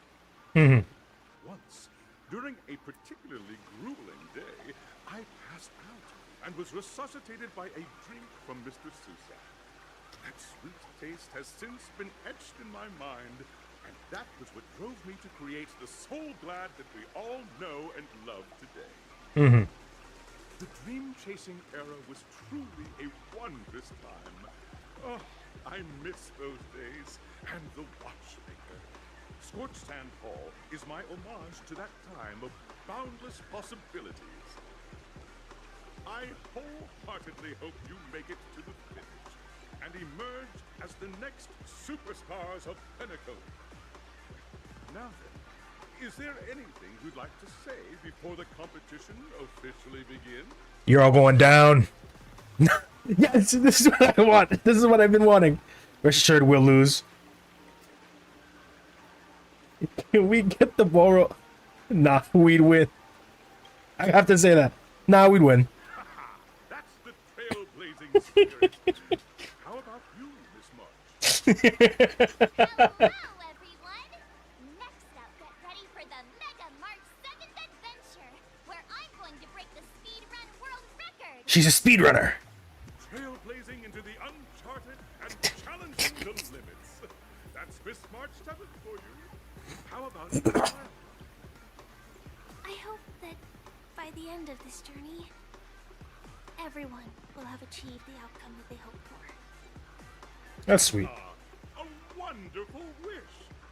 Miss Himiko, what are you expecting from your team? Safety first, everyone. Simple words, but full of... I like this guy.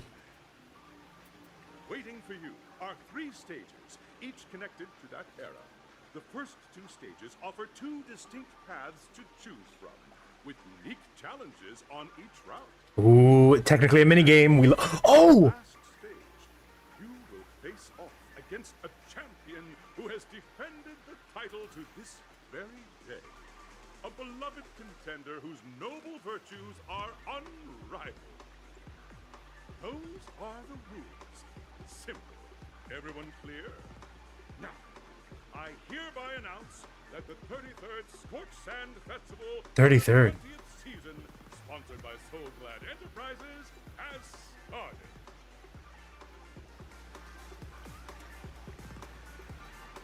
Is this like Wiped Out? As the Charmony Festival is drawing closer, we must reach the end as quickly as possible. Factoring in efficiency and safety, splitting up into 2 groups is the best choice. Speedrunning! March and I haven't known Miss Firefly for too long, and aren't really familiar with her. It'd probably be better if the 2 of you paired up.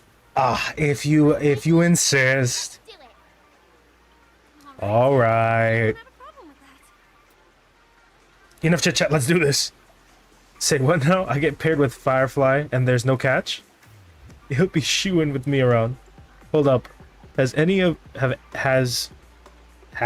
you even bothered to ask me of my consent to this? I'll be a shoo-in with me around. We got it. Split into the assigned groups then. Let's not waste time. Let's go! All right, let's figure this out. Where do I go? Okay. Ooh, I'm excited. Welcome to the first stage of Soul Glad Enterprises' 33rd Scorched Sand Festival of the 20th season. Dream Play Fantasia. This might be like wiped out, or it might be like, I don't think it's a challenge because it seems to be one episode. So yeah, I think something like wiped out, hole in the wall. I think something like that. Something that was like one-time challenge stuff. Fear Factor, I think, is once. Defeat 3 groups of enemies convincingly and reach the end. Now, make your choice. Who's ready to get folded? Let's do this. Ooh.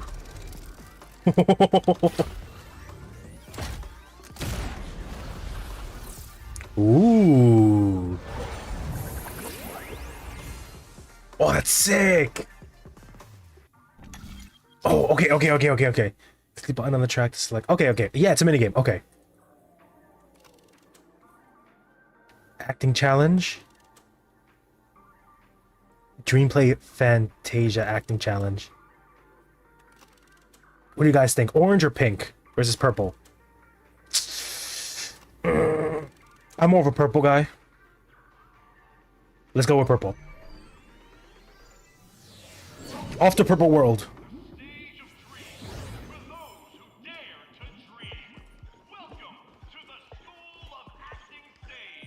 Mm-hmm.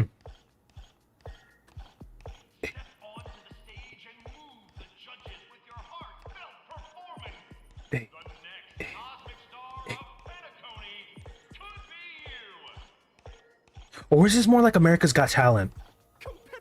Whatever, I never saw that show. Might be. You guys hear this bop? Listen. On each, you will find an outline of a script. These 3 scripts were written by the legendary filmmaker, The Watchmaker.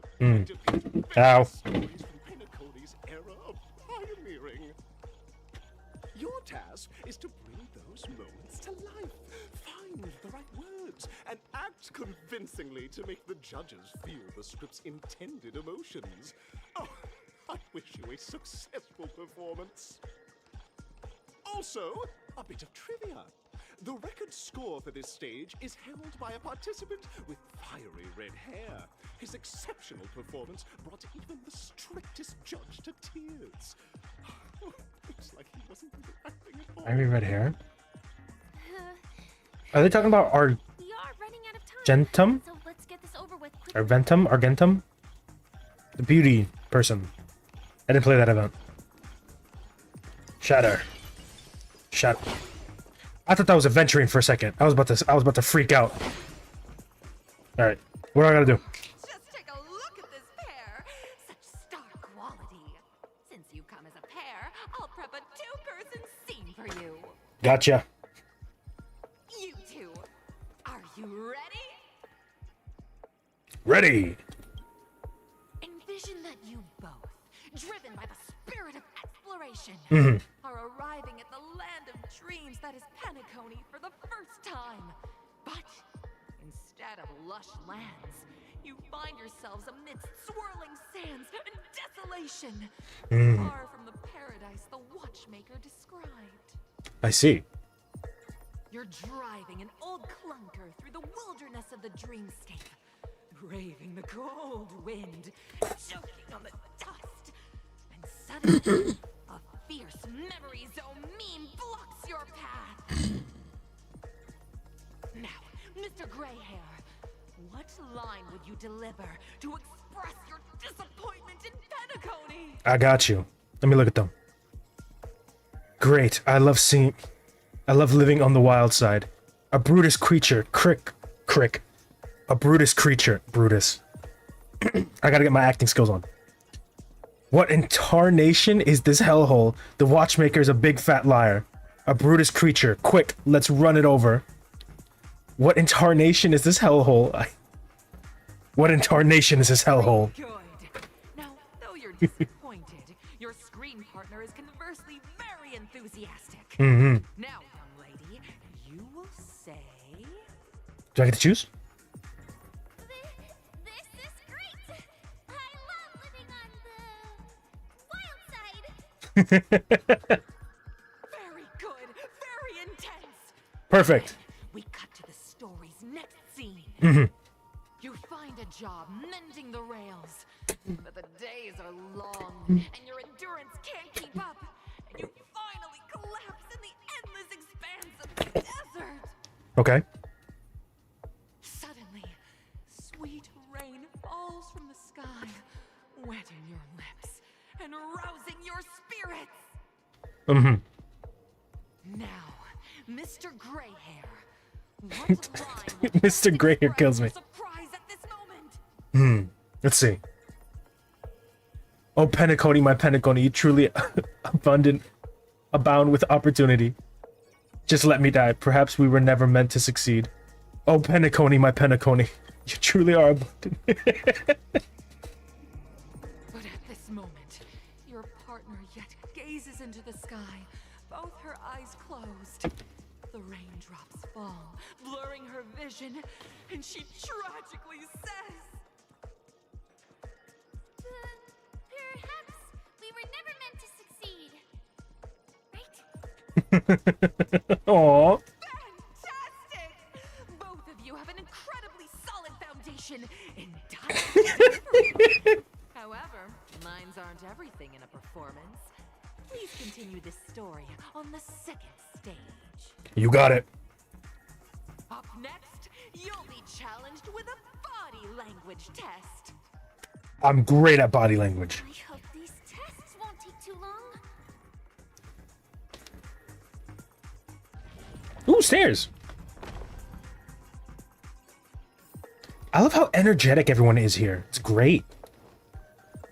I'm gonna steal that box. Fire. Fuzzy, stop taking the things. We need to go hurry. He's like, no. I need what is it called? Sailor Jade. I need Sailor Jade. Body language to portray the story context I've laid out for you. Mm-hmm. Picking up from where we left off, a heavy downpour saves you both stranded in the desert. This rain quenches the anger in your heart. Mm-hmm. You look to your companion, now completely devoid of fighting spirit, wanting to comfort her. Right. At this moment, what should you do to make her laugh? To make her laugh. Pat her head, tell her a dad joke, and her roll about in the sand. Something to make her laugh. I want to pat her on the head, though. I want to pat her on the head. What'll make her laugh? Tell a dad joke. Stand up and prepare to move out. Something to make her laugh. There. Oh, well, you can do like the babying. Like, there, you know. I'm patting her head. You seriously think that would make someone laugh? Yes. Okay, fine. I'll tell a dad joke. A bad one. The test now is about body language. Oh, right. I don't think dialogue is allowed here. Oh, so you... Oh, okay, so this is how it is. Okay, fine. Then roll around in the sand. Like Sokka did.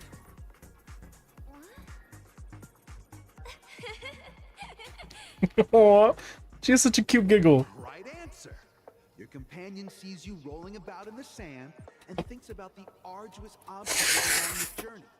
She can't help but let loose a laugh, rekindling hope in her heart. And so this girl... I'm gonna get back on my feet and keep moving forward. Perfection. A tug at the heartstrings. The story... Does that mean I was getting all those answers right? Oh, shoot. That was a first guess. Business opportunity. So you start venturing into the umbrella industry. But just as the business begins to pick up, competitors start flooding the market with low-priced goods, squeezing your market share. My market share.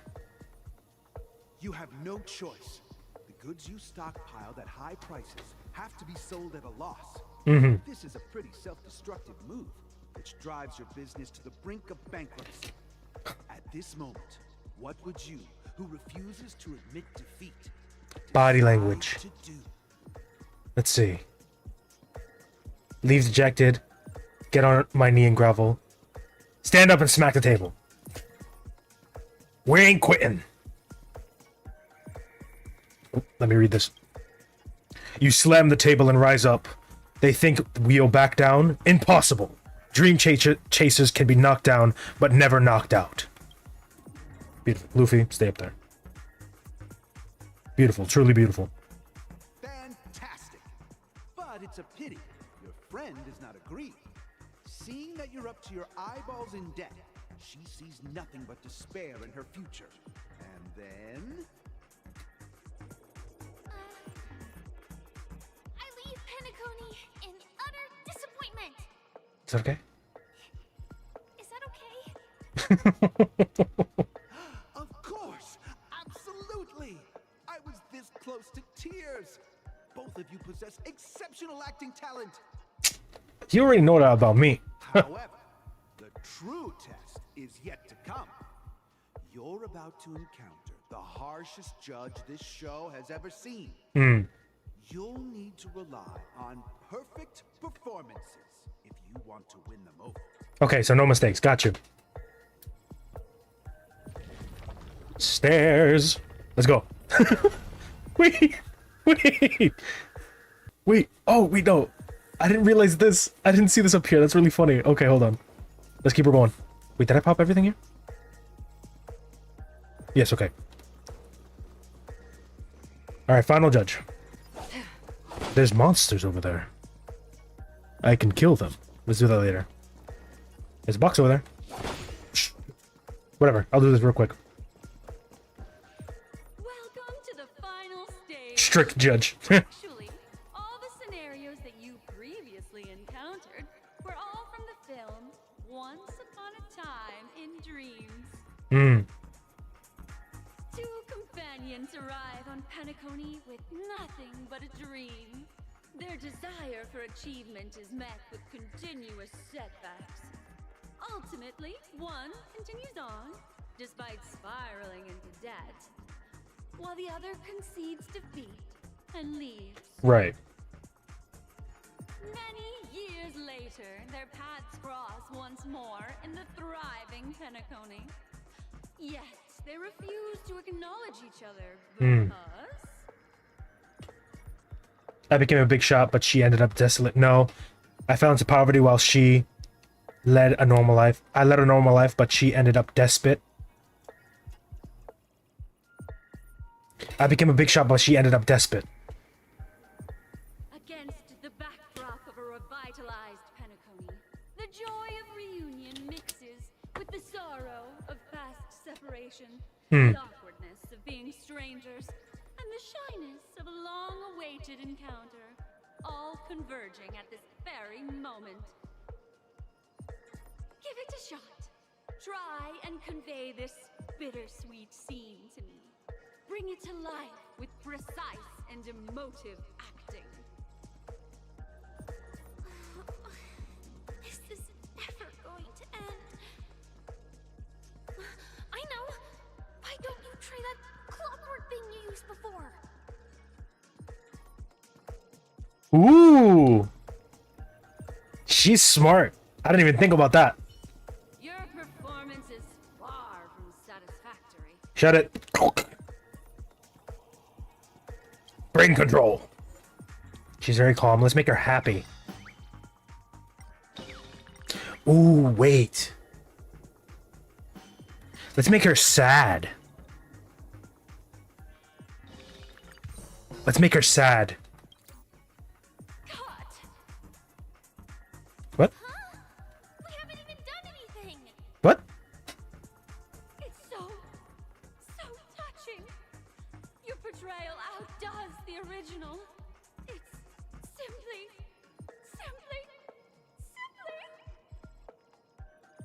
beautiful. Oh, beautiful. We have passed the test. We gotta hurry up. Stellaron is at stake. Don't worry about it. Let me kill these things real quick. Slice, slice. Why did I kill them? What did I kill them for? Why? Hold on. Time isn't a factor here. We're in Penacony. Take your time. I need my currency. Ooh, 5 stellar jade. Sick. I'll take this. And this. Another thing. Sick. What do you have to say, my good sir? Both of you for clearing the stage, but more importantly, are you having fun? Fun is more important than success. Honestly, if I was actually here, I'd be having a ball. Much faster than that red-haired contestant did. Redheaded? That red-hair contestant. Who is that exactly? Yeah, who is that? Oh, it has to be. What's his face? Not Aventurine. What's the guy's face? He's the beauty knight, the red-haired guy. I love gunfire. I'm American. That's perfect. And undergo Brother Hanu's trial, or time, where you'll face Clocky's trial. Ooh. And now, make your choice. Let's figure it out. Oh, yeah, this is definitely final boss room. This has to be.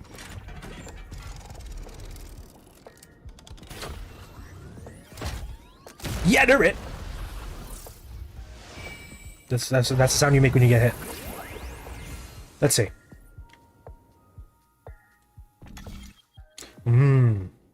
Click the button. Let's see. Time trial or gunfire trial. I can rack up a lot of kills pretty quickly. Let's do time trials. Let's do time. That might not be a good choice, but it's my choice. Let's see. Let's see what I have to do. Ooh. Awaiting you ahead is the titular character from the beloved Clocky animation, Clocky! Clocky! It's said that the watchmaker dreamed up the idea of Clocky when he was just a boy. Back then, he was merely an apprentice in a clock shop. And one night, he dreamt that all the broken clocks started sprouting arms and legs.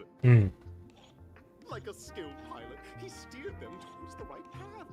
As a classic figure who grew up with many, Clocky truly shaped a generation, solidifying the watchmaker's pivotal role in popular culture. I love these guys. They're so they're so like happy and upbeat. The trial of time. I hope it won't waste too much of our time. Why are you being negative, Firefly? You're not helping. Come on. You're better than this. Don't worry, I'll never waste time. Because I'm a G.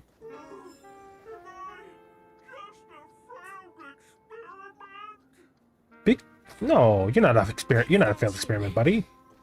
Did it just speak? You're not an experiment. You're not a failed experiment, buddy. No, no.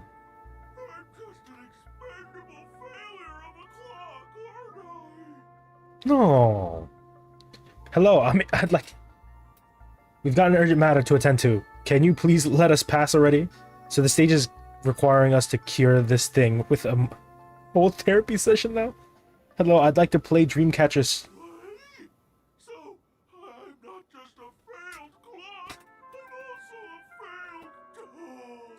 Shit. You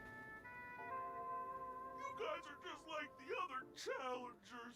You want to enter my inner self?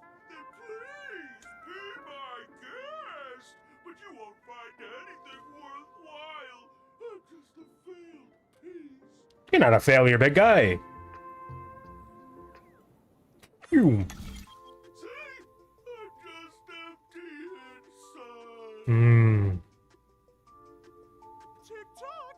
It's time for me to make it a Clocky! Ah, the plot that can help.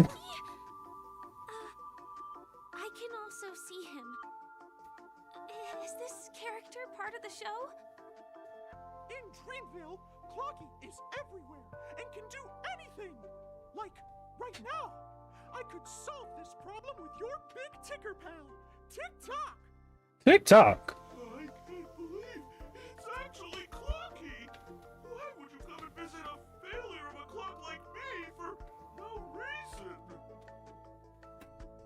You see, we're all clocks. We're family. I want to help you be happy. Tell your pal Clocky what's troubling you. I came across a startling revelation yesterday. Apparently, Dreamscape Ticker isn't the same as Clocky at all. It's just a discarded prototype from Clocky's early development. Please, just leave me be, Clocky. I just don't know how to face you. Because I'm just a failure. Oh dear.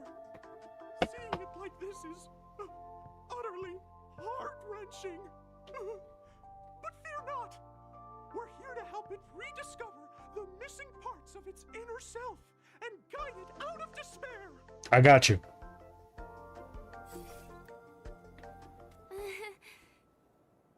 I guess even troop members can experience existential crises. Yes.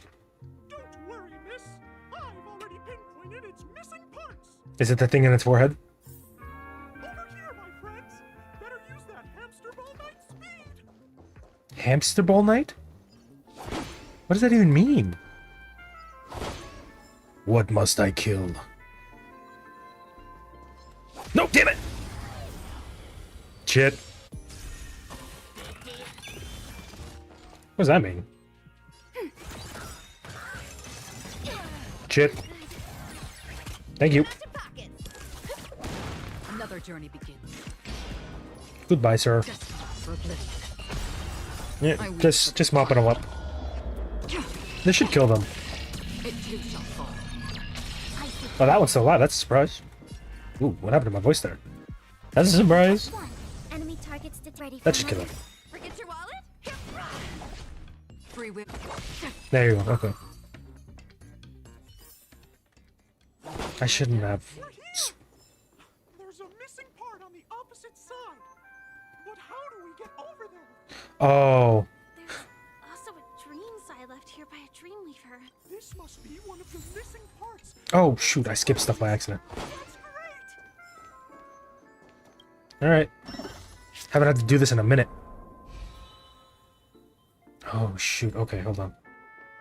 I got this. I love puzzles. Well, first, I'll take that. More stellar jade, the better.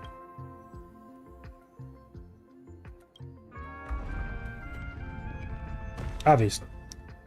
Okay. Then we move here.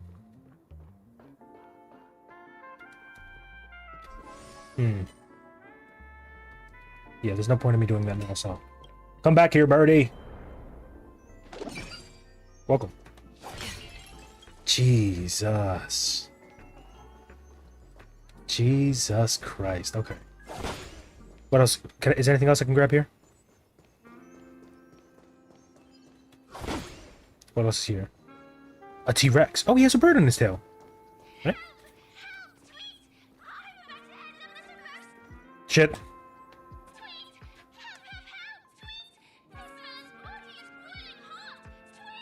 They're British?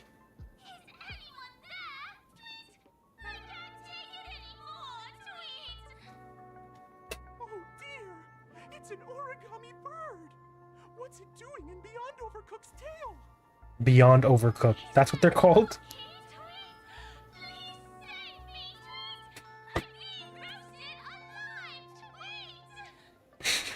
Roasted bird?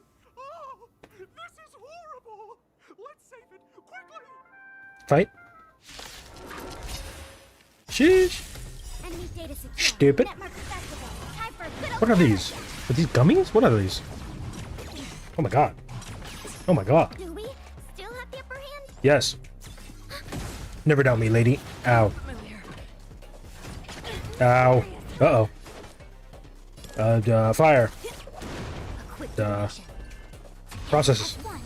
Another journey begins. Slice. Stupid.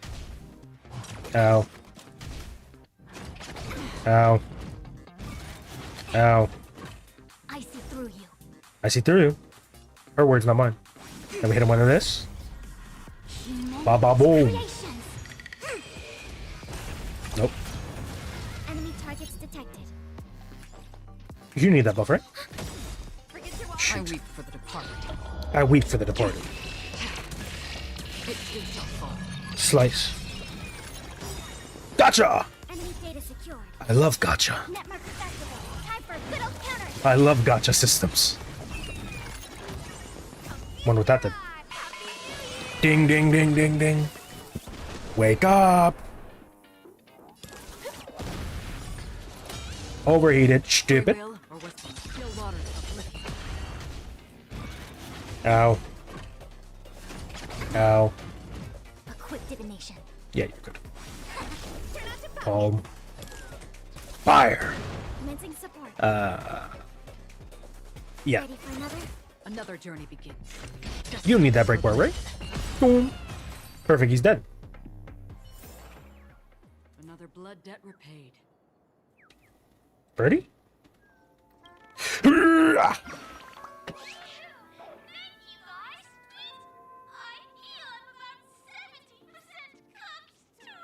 70%. Thank goodness you're okay. But why did you burrow yourself into that fella's tail? Because that fella stole one of Mr. Big Ticker's pots. Mmm. I wanted to help retrieve it, but I accidentally got myself stuck in the oven. Tweet! Go ahead and get it, but be careful. It's hot. Tweet! And then it flies away. Bye, we're a gummy bird. That's British. Fragment belonging to the Sweet Dreams Troop? This is just too surreal. Oh, what the fuck? Oh, God. I got so caught off guard. Give me that. Okay. So then we figure out... Is this one? No, I doubt we use that one, because that's how we got here. So we probably use this one.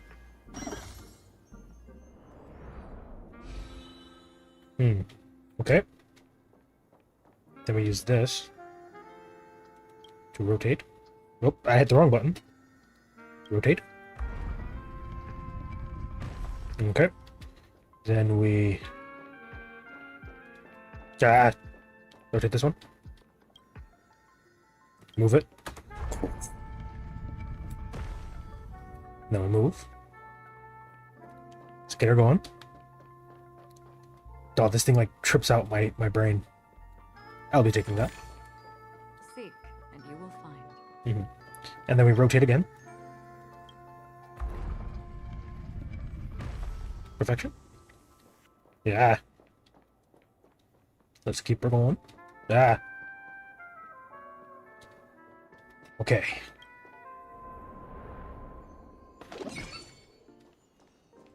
Cock-a-doodle-doo. Oop. String forth. I don't know if she's saying string forth or stream forth. Either way. You can't escape me in the air. Ooh, another box. Let's hurry back. We don't want to keep Big Ticker waiting. We gotta help Big Ticker. Can I just like fast travel back? I can. Beautiful. Big Ticker, my guy. You have a bird in your head. I got you, my guy. As long as you have these, you'll be able to find closure. Tick-tock. Whoa! This sudden surge of joy! I got you, my friend. It's working! Tick-tock! Next, we just need to enter its emoscape, help connect Emoscape. and we're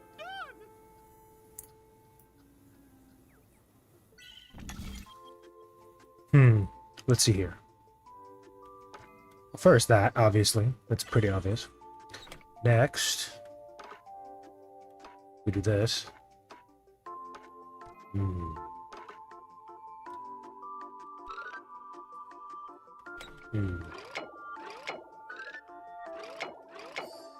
See? Easy. The third one, I guess, is gonna be like... What's going on in here? Your inner self is a mess! Qualified to be the real Clocky. Just give up, Clocky. No! This is unacceptable! You have to face your fears! Since it come down to this, I'll have to use clockwork.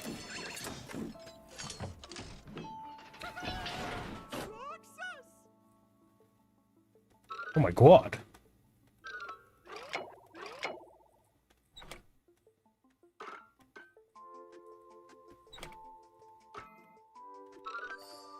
Easy, see?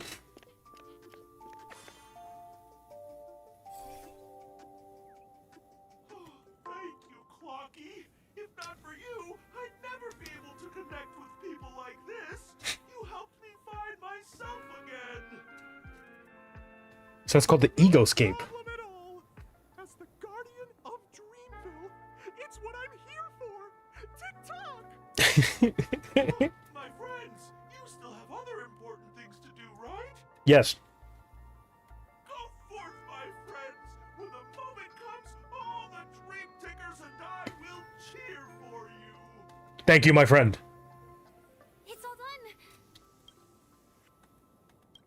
Mm-hmm. Oh. Alright, then. F him, I guess. That looks like a good treasure chest. But I might need this in the future. Oh wait, don't I have... I can always just give myself more. Hold on. Look like that. And then I do this. Stream 4. Gleamable. Give me this. Aw. Ooh, never mind. 20 stellar jade is 20 stellar jade. Wait. I have to check. Ah, not enough. For this, I would need, I think, 12. Congratulations to both of you! Oh, you've overcome all obstacles and proven yourselves. But, unfortunately, there is only one who can be Penacony's festive superstar. Hmm. In the final stage, you will face the defending champion. If you fail, you will lose the opportunity to become the festive superstar. Oh. Is the mission where you have to help out March on the rail on the, what's it called? On the Astral Express, is that where you meet the guy with who's the beauty knight? Is that where you meet him? It probably is. I should have done that mission. Let's go. Ah. You have to make a noise whenever you get hit. Lady. Yeah, because he says the guy with the person with red hair. I don't know who else they could be talking about. Ooh. Arena 2? Or Arena 1? I like this blue and purple style. Let's do this one. And plus, it's Arena 1. Only the best get sent to Arena 1. Let's see. I wonder how you determine that. Oh. I wonder how you determine that in, like, oh god. In, like, I knew it! I called it! I think I just saw someone. Someone extraordinary. I knew it! I knew it! I knew it! I knew it! I knew it! Oh, then he's fodder. I can kill him very easily. Hello? Red-haired man. Wait, why is he no audio? Such turbulent times, your kind faces are bring. Are you a knight of beauty? So the red-haired Constantine was you all along, yeah. Why didn't he speak? Hold on. Why is he not speaking? What? Message was delayed by tending to the sick and injured. Why?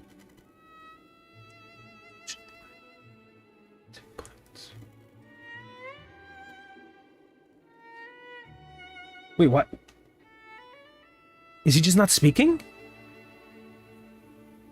Is this the beauty? It's dazzling. You're quite the saver, aren't you? I'm busy saving the world. Can you please make way? You're quite the savior, aren't you? Am I going crazy? Is it my headphones? What the hell?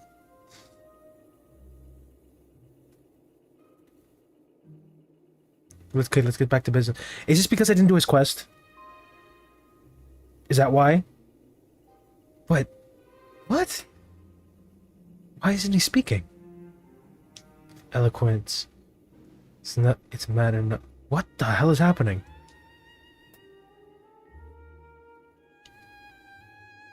I fought you before in like events. What the hell's happening? Why can't I hear you? What? What the hell? Bear witness.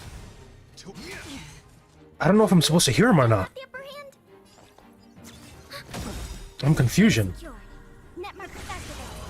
He's lucky I didn't have a Firefly built up, because that would have made this thing even easier. I'll just tap him, then I can pop this.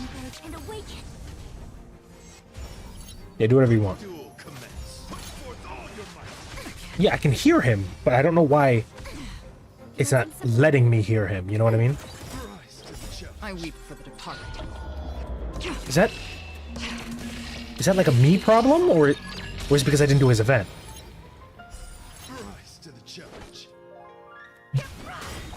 Oh wait, I should have waited. Oh shit, whatever.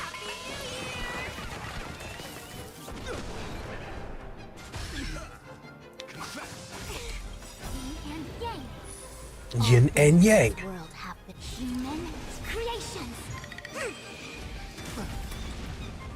Alright, that's the end of my coke. Justice for Oblivion. Yeah, you have more stacks, okay. Behold the symbol of purity. Proceeds to stab a person in the stomach. Fire. Free will, or was it fate? Yeah, you're not blinking, so. I see through you. Yeah, I still have time. Let's do this. Damage boost. Yeah, you don't get a turn, my guy. Freeze. Let's pop you. Bing. You are fighting a gentleman. Very funny. I need to save one for her. Let's just do this. Ooh, perfect. I weep for the departed. I weep for the departed. Jesus, it does so much damage. Jesus! Ba ba boom. Yeah, I knew that was gonna kill. It's a pity, the luring victory. Is it because I didn't do his quest? Is that why he's upset? Oh, is this the shield thing? Well, I don't like that. Creation! This is not a power of your creation. Ow.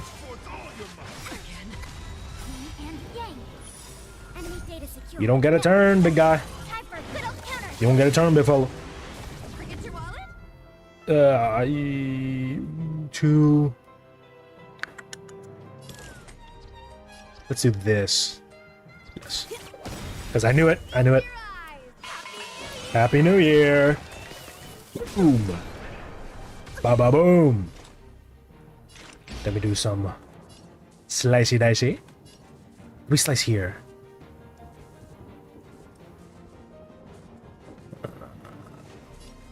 Let's just focus on doing damage to him, I guess. And then love tap. And then fire kisses kill him, yeah.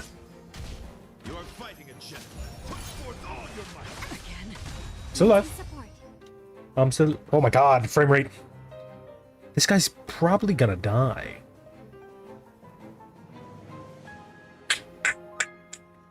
Ready for another? If he doesn't die, I'll be very upset. Oh. That wasn't the one who went. Oops. Doesn't matter. Bear witness. Free will, or was it fate? Bear witness. to my creation. No. Let's hit you in the face. And then we hit you again. This time with an icicle. And then we slicey dicey. This should... I don't think it'll kill him, but... they do a hell of a lot. Yeah, 70 to 21 to 16? That's crazy. 15. Jesus, the status effects. She heals. We hit him with a bit of a slicey dicey. Hey, he's dead. That's enough. I've come to grasp the sincerity of your actions. You speak so fast. Why? Why isn't he speaking? Beautiful, beautiful. Truly a captivating... What is this orange stuff? I'm so confused. I thought you... It is through... Go forth, my dear friends. Beautiful miss. The odd... I still remain here, gazing from afar, as you bask in the limelight, journeying... We don't have much time. Why isn't he speaking? May fate allow us to meet again, Knight of Beauty. In that case, let's make our way to the end. What is happening? Penacony's really thronging with talent. I hope we make it in time. He'll be fine.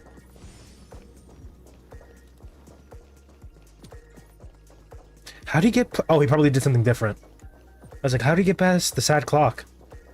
I forgot he could have done something different. I don't know what those other tasks are.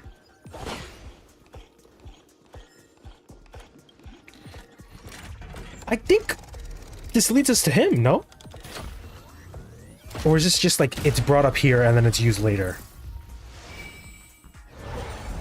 Because if this tells me 7 system hours, then I know it's probably real-time hours. Oh, shoot. Space Anchor, okay.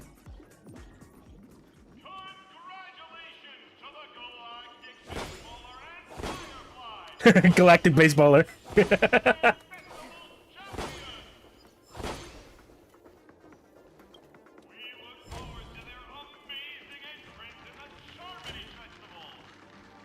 Hmm.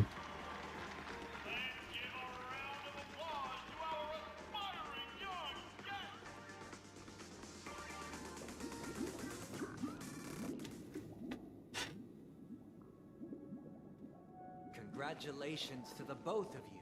Sunday. Becoming the festive superstars of this year's Charmony Festival. Before entering the Grand Theater, It's... on behalf of the organizers, extend my sincere congratulations to you. Wishing you joy under their radiance. You're already working things out with the Dreammaker? All I get are sincere congratulations. Where's my stellar jades? No. What are you doing here? What did you do? As previously promised, my sister, Mr. Yang, and I have met with the Dream Master. We delved into the truth about Penacony and its Stellaron, and have come to a consensus. Both I and the Oak family cannot acquiesce to your request. The bastard, I knew it. Just as expected. You think we trusted you, my guy? We acknowledge the perspective of you, Nameless. He said that with hate. Nameless. But not as you propose. The planet of festivities cannot and will not revert to a place characterized by chaos, disorder, or anarchy. Through your journey of overcoming obstacles, you must have glimpsed the essence of that era. The vulnerable ruthlessly eliminated, equality non-existent, common folk living precarious lives, eking out a dreary existence. Ultimately, only heroes like yourselves manage to achieve success. But I would dare ask, if you did not possess the special status of having a Stellaron, and you were but an anonymous and frail member among the masses, which Penacony would you prefer? I don't know. I'm special. for the survival of the fittest, or a sweet dream paradise for all?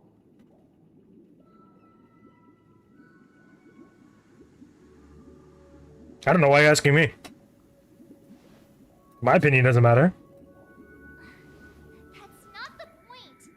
Don't let him mislead you. Yeah, I don't get it.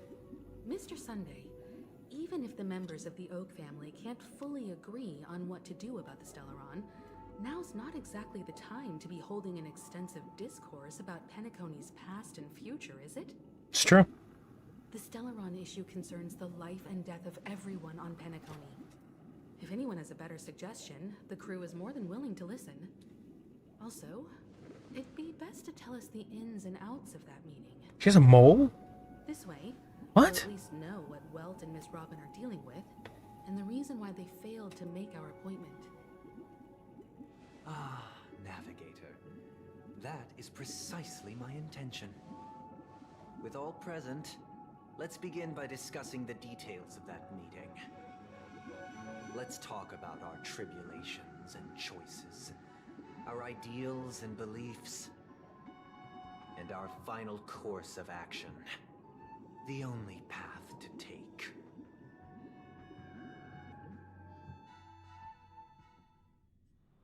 A while ago. Alright. You mean to say that for the longest time, there have been scoundrels who would use the Charmony Festival that I have bequeathed to the masses as a tool to realize their ambition? Yes. Indeed, Dream Master.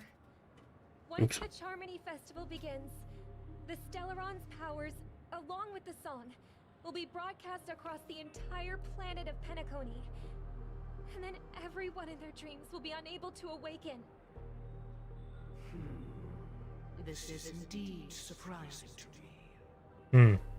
The dreamscape is maintained by the collective effort of the 5 families.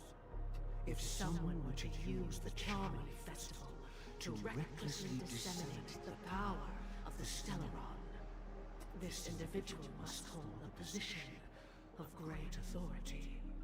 What'd you do with my powder? Do you have any suspects? I'd like to ask, did you really not know of the Stellaron's existence? I would have never thought that this nameless would point the spear at me. Quite astonishing indeed. If I have offended, the Astral Express extends its sincere apologies. But the current circumstances are dire and leave no room for meticulous inquiry. We're doing this out of concern for the Dreamscape's safety. So, if you could, please alleviate our concerns. Dream Master, it's just to prove that the Charmony Festival has nothing to do with the Stellaron. If we're being overly cautious, The bells. I will return to the stage to offer tribute in song, just per the arrangement.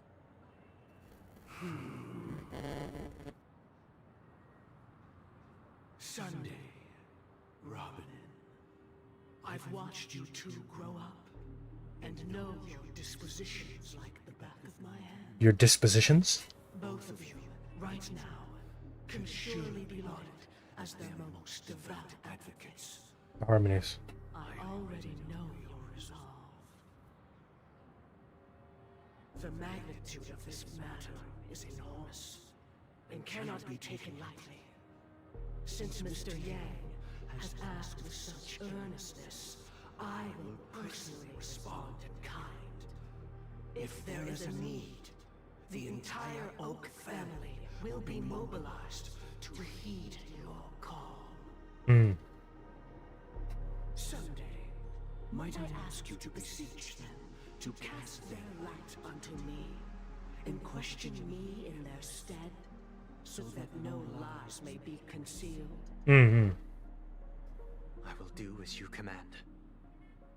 Robin, could I entrust you to be present as a witness, to document the truth, and to proclaim my innocence, so that all slander may be utterly dispelled? This is pretty, like, legit. I will do as you command.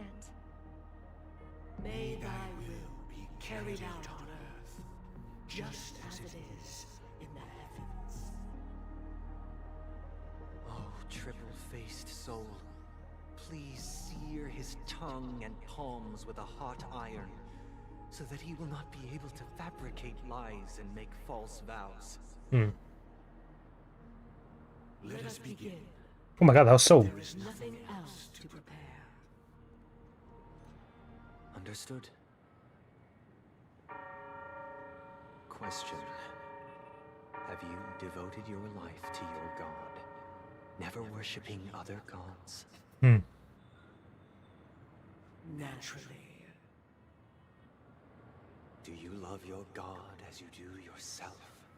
Always heeding their admonishments? Naturally. Naturally. Yeah.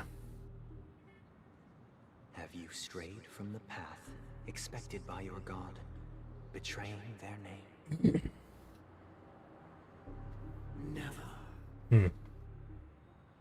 Have you ever been inordinate with your asks of your god, coveting more than the foundation of the creation itself? Never. Then, a final question. Do you swear to fulfill all vows, past, present, and future? With the Eon as my witness, if I do not deliver on my words, or if I renege on my vows, may I be cursed in accordance with divine law. They have seen your faith, and have endorsed your faith. With this, it can be evidenced... Just a moment. What is it, Mr. Yang? I have another question I hope to have answered.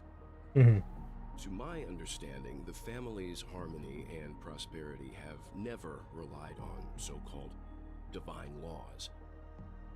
The god you both mentioned, are they truly Shipe? Oh. Mr. Yang should know that those belonging to the family toil together as if they were kin, embracing solidarity. Because they keep saying there. They... All duplicity is laid bare before the harmony. Such a delicate and complex symphony.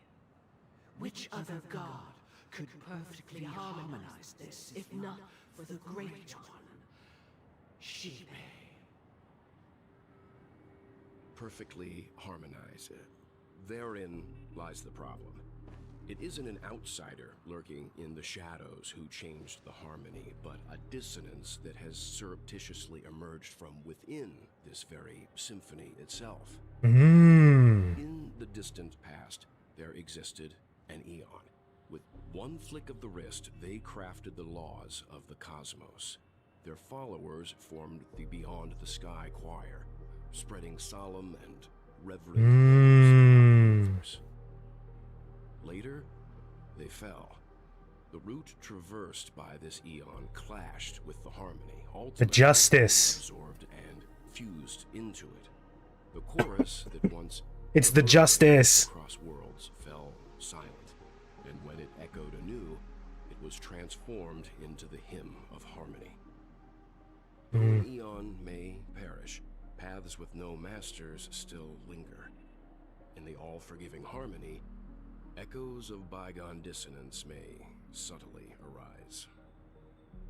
Mr. Yang, They worship the god of... being overly astute can be a detriment.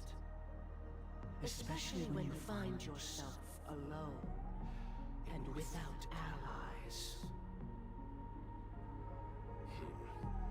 So this is how it is.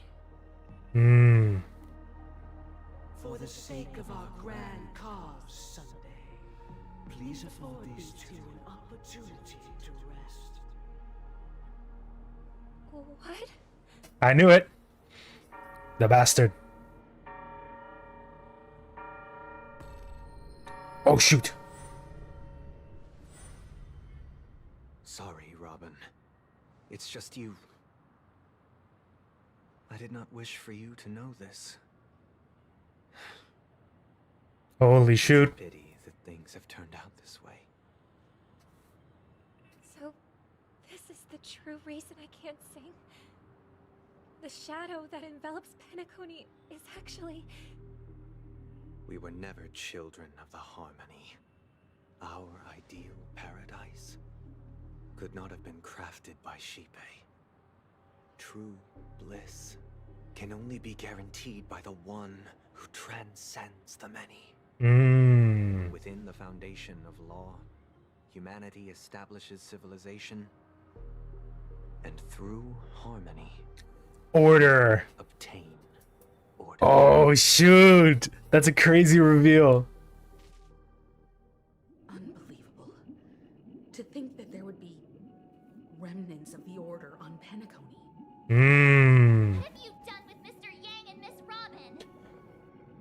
Don't worry. Oh my god. I just gave them some time alone to ponder their fates. These bastards. Know that these actions make you an enemy of the Astral Express. Yay, murder time! Should we need to stand against the Nameless, it would only be myself and the Oak family involved. But we haven't reached that point yet, have we?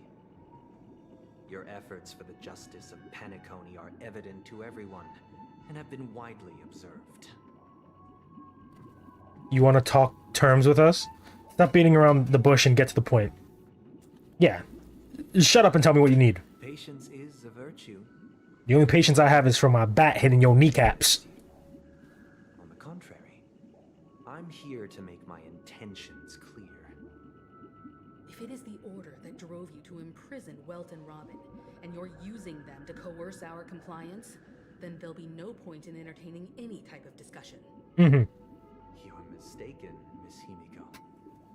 They are in very safe hands, and just as the family has always proclaimed, no one can be harmed in the dreamscape, least of all in the beautiful new world belonging to the Order.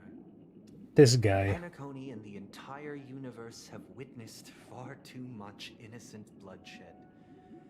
The strong wield their blades against the weak, and the victors push the vanquished to the brink of life. Natural selection. The world abides by this principle, establishing the well-being of humanity atop the corpses of the downtrodden. Only we, or rather, Path Shadows of Order. possess the power to put an end to this farce. So you've decided to resurrect a dead Eon? No one's ever done such a thing. If Miss Himiko is interested, let's draw back the veil and speak candidly. I've always firmly believed that people can understand one another through peaceful means. I'm willing to divulge the unembellished truth as to the intentions of the Order's Pathstriders, so that you will make better judgment for the Astral Express, for Penacony, and for this stretch of the universe. Words can hardly do justice to the beauty of that ideal. So, come with me, everyone. Let us retrace our steps and see once again where this road leads. Huh? Where'd he go? Shit. Welcome. This isn't any location in Penacony's dreamscape. It's my inner world. Oh. The reason the scenery before you remains unchanged is because your consciousness has drawn on similar concepts to fill in the gaps. You've imprisoned us? Who in the right mind would expose their inner selves like that? This man's a psycho. Did you do the same to Welt? It's a tuning process. That's me. Stronger in effect and more draining on the mind. The gray-haired guest has experienced it before, so he should understand what it entails. What are you talking about? Tuning allows you to intuitively grasp my feelings, which also means that I cannot hide anything from you. Now, everyone, please look at the huge screen. The road we once took begins here. This is a long cutscene. From this point on, you will witness the numerous decisions I've faced. I've selected a portion of these to share with you. I believe after going through similar predicaments, you'll be able to better understand my thoughts. Let's begin. The first decision. A story about a baby bird. This story happened when Robin and I were very young. Jesus Christ, this cutscene, bro. Of the Stellaron disaster, and the family's Mr. Gopher Wood, who would later become the Dream Master of Penacony, saw that we siblings had no one to turn to and took us in. Later on, Robin and I lived a time with nary a care in the world. One day, after dinner, while my younger sister and I were lounging about in Mr. Gopher Wood's yard, we spotted a fledgling Charmony dove all on its own. That baby bird was tiny. It didn't even have all of its feathers, and it couldn't sing. When we found it, it was already on its last breath, having fallen into a shrub, probably abandoned by its parents. It's like you. We decided to build a nest for it right there and then. However, thinking back, that winter was unusually cold, with fierce winds at night in the yard, not to mention the many poisonous bugs and wild beasts in the vicinity. It was clear that if we left the fledgling in the yard, it stood no chance of surviving until spring. So, I suggested we take it inside, place it on the shelf by the window, and asked the adults to fashion a cage for it. Right. We decided that when it regained its strength enough to spread its wings, we would release it back into the wild. The tragic part, something that we'd never considered, was that this bird's fate had already been determined long before this moment. Its destiny was determined by our momentary whim. Now, I pass the power of choice to you all. Faced with this situation, what choice would you make? Stick to the original plan, and build a nest with soft net where the Charmony dove fell. Or build a cage for it, and feed it, giving it the utmost care from within the warmth of a home. I eagerly await your answer.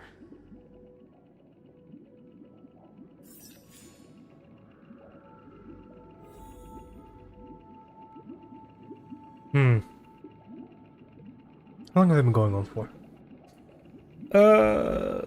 Let's get a group vote. After I collect this. Walk of Fame. What do you think, Firefly?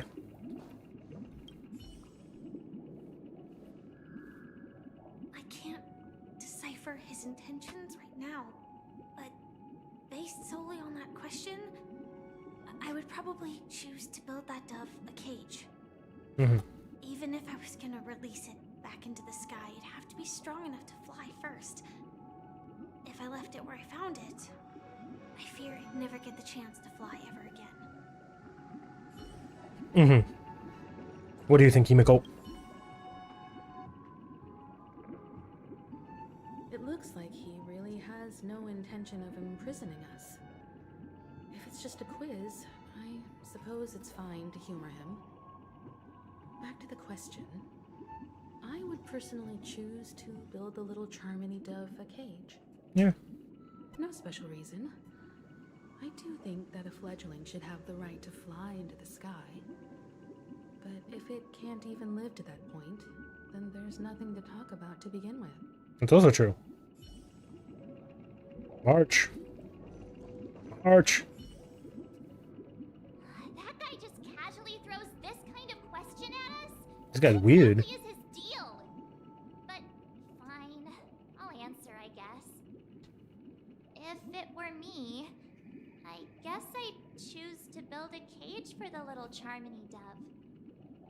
Yeah. After all, leaving it there, it's bound to get hurt by wild animals or something. And that'd just be too sad. In real life, it's not my problem. But in the case of anime, like fictional characters, build a bird cage. Or build a cage for it. Feed it. Yes. I'm happy to see that you made a choice similar to ours. If your mind is made up, let me reveal the outcome of this choice. We passionately nursed it back to health, preparing only the best food for it every day. We even preened its feathers. Later, on the day that Robin left Penacony, we opened the cage door and let it fly back into the sky. I watched it for a long while by the window, probably about 3 or so days. In those 3 long days, the little Charmony dove tried again and again to spread its wings to fly into the sky, but fell to the ground, only to keep trying.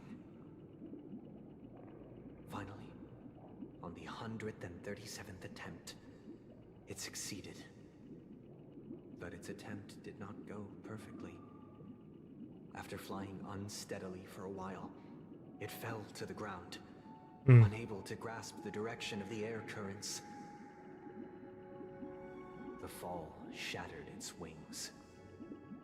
It writhed helplessly in my embrace. But it was all for naught, finally succumbing to a painful demise. And in that instant, our tender care, our given love and hopes, they all became the inevitable push that sent it to its death. I deeply regret the choices we made. Next, let us head to the second decision. This time, it's the story of a dream chaser. Okay. Is this the one who sold his kids? This story happened when I was appointed as Bronze Melodia, a position exclusive to the Oak family, charged with listening to the problems and vexations of Dreamscape residents, and providing them with the relevant guidance. It was during that period that I had the opportunity to hear voices from all corners of the Dreamscape. Joy, sorrow, arrogance, regret. The complex tapestry of human nature that formed the world. And I was fortunate to catch a glimpse of it. He was a dream chaser and an illegal stowaway. Just like the rest of them, he came to Penacony in search of a better life. Except that, to most people, the price he paid, I suppose you could say it was everything. He told me, I sold everything I could at home. The house, the land, even his 2 children. He said he could not afford to raise them, and that at least they could eat if they lived as slaves. He had a plan in place. He would buy back his children once he had made his fortune, and enjoy Penacony's beautiful dream with them.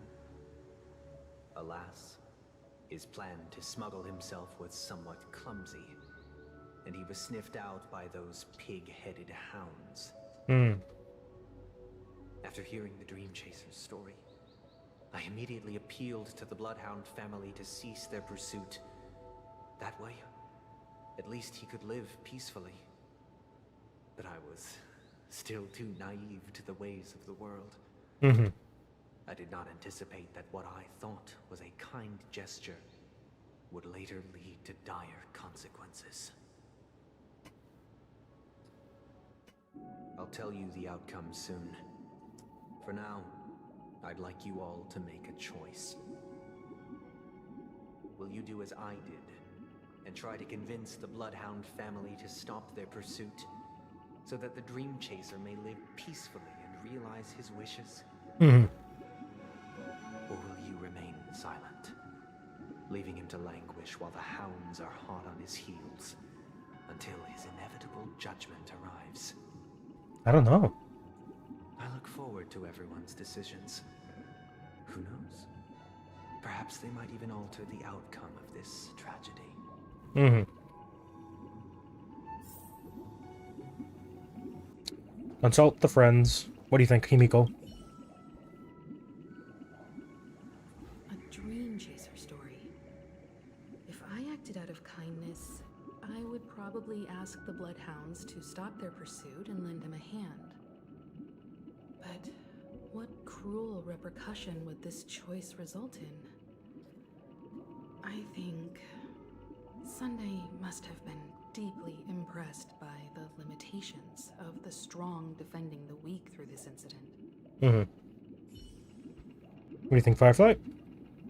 I keep doing the wrong buttons. This question... Surely it has some connection to the baby bird story. And this connection is precisely the breakthrough Sunday aims to use to persuade us. I'd probably choose to ask the Bloodhounds to cease their pursuit.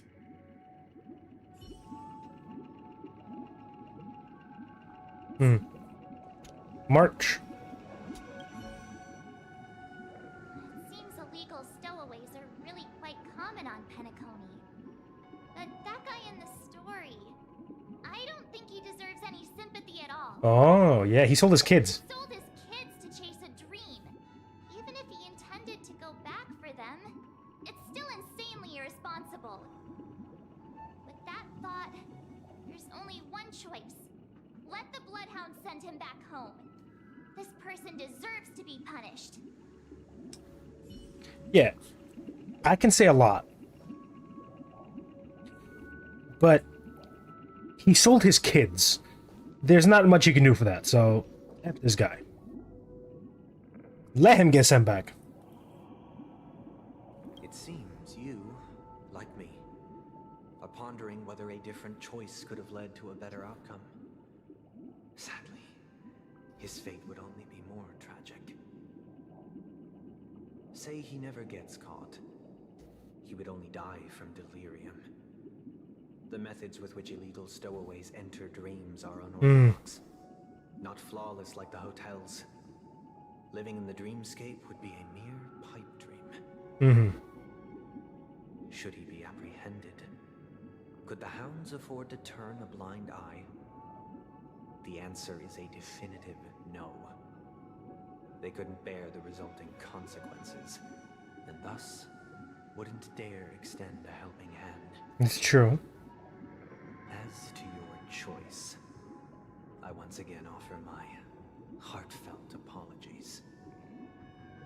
Next comes the third and final decision. What is the point of The this? story this time is my own. Oh, great. Wah. I'm a rich bastard. The day I was appointed the Oak family head.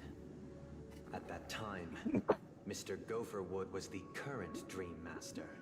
And as per his wish, we had a private conversation. Oh my god. What surprised me was that the Dream Master had only come to deliver a letter to me. He let me read its contents, and it was a letter from my sister. The letter contained the usual pleasantries, anecdotes from her travels. Nothing out of the ordinary. Just as I started wondering how this letter related to our discussion, the Dream Master began to speak. Do you know who wrote this letter? My sister, of course. But why would you personally visit me to hand me a letter from my sister containing mere trivialities? To help you grasp the full scope of this issue. Do you know where Robin is at this moment? From what the letter indicates, she must be in Caspelina 8, correct? She's touring there right now. Correct. Has she mentioned anything about a Straight bullet. A stray bullet? What? A war has broken out on that planet. It is because of this very reason that Robin chose this destination. To spread the word of the Harmony. And to save the lives of that planet. She personally made for the front lines. She hoped to ease the people's suffering with song, and was willing to brave mortal danger to deliver the IPC's medical supplies. Unfortunately, stray bullets show no such compassion. Is she alright? If the operation was successful, she should probably be recovering in the field hospital. By the eon above, the bullet struck her neck directly, yet possibly as a reward for her consistent deeds of harmony. It didn't hit any vital arteries. Once you've attended to your outstanding tasks, it'd be advisable to write her back as soon as possible. Those damn savages! Damn, she got shot? I'll pack my bags right away. My gratitude for bringing this to my attention, Mr. Gopherwood. Now you understand why she always wears such elaborate neck ornaments, don't you? What? How could this happen? I didn't even realize that. That's crazy. Robin. It's all in the past, so please don't worry. I saw that jump. I share this in the meager hope that you will understand the Harmony's limitations and predicament. As grandiose as the strong defending the weak sounds, many times, it is nothing more than wishful thinking. Likewise, I've prepared one last question, one last choice. But rest assured, this choice will not have any grave consequences. Because this is merely a figment of imagination, a nightmare that has haunted me through countless nights. If you ever had the opportunity to make a choice like I did, would you still support Robin's journey on the path of harmony? Yes. What are you talking about? Miss Robin's courage is admirable. And here I was thinking she was just another superstar celebrity. But the fact that she's also Mr. Sunday's younger sister? No, I doubt he'd wish harm on his own flesh and blood, no matter how grand the ambition. It's true. Stream Oops. The gleam of old blades. What do you think, Himiko? I often feel like I've dreamt of similar scenes on certain nights. Mm-hmm. In the dream, I see blurry faces.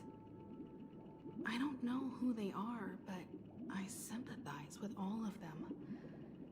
Fighting for survival against some unfathomable force. Mm-hmm. Their confusion and fear are lucid to me. But I also remember they chose never to give up. Just like Miss Robin. If Mr. Sunday's question leaves you puzzled, you should find the answer from your own experiences. Mm-hmm. With each trailblaze, dangers and tribulations will surely follow. But would you ever back away? Would you stop March and Don Hung from reaching their next destination? I believe you have an answer of your own in your heart. Oof. March.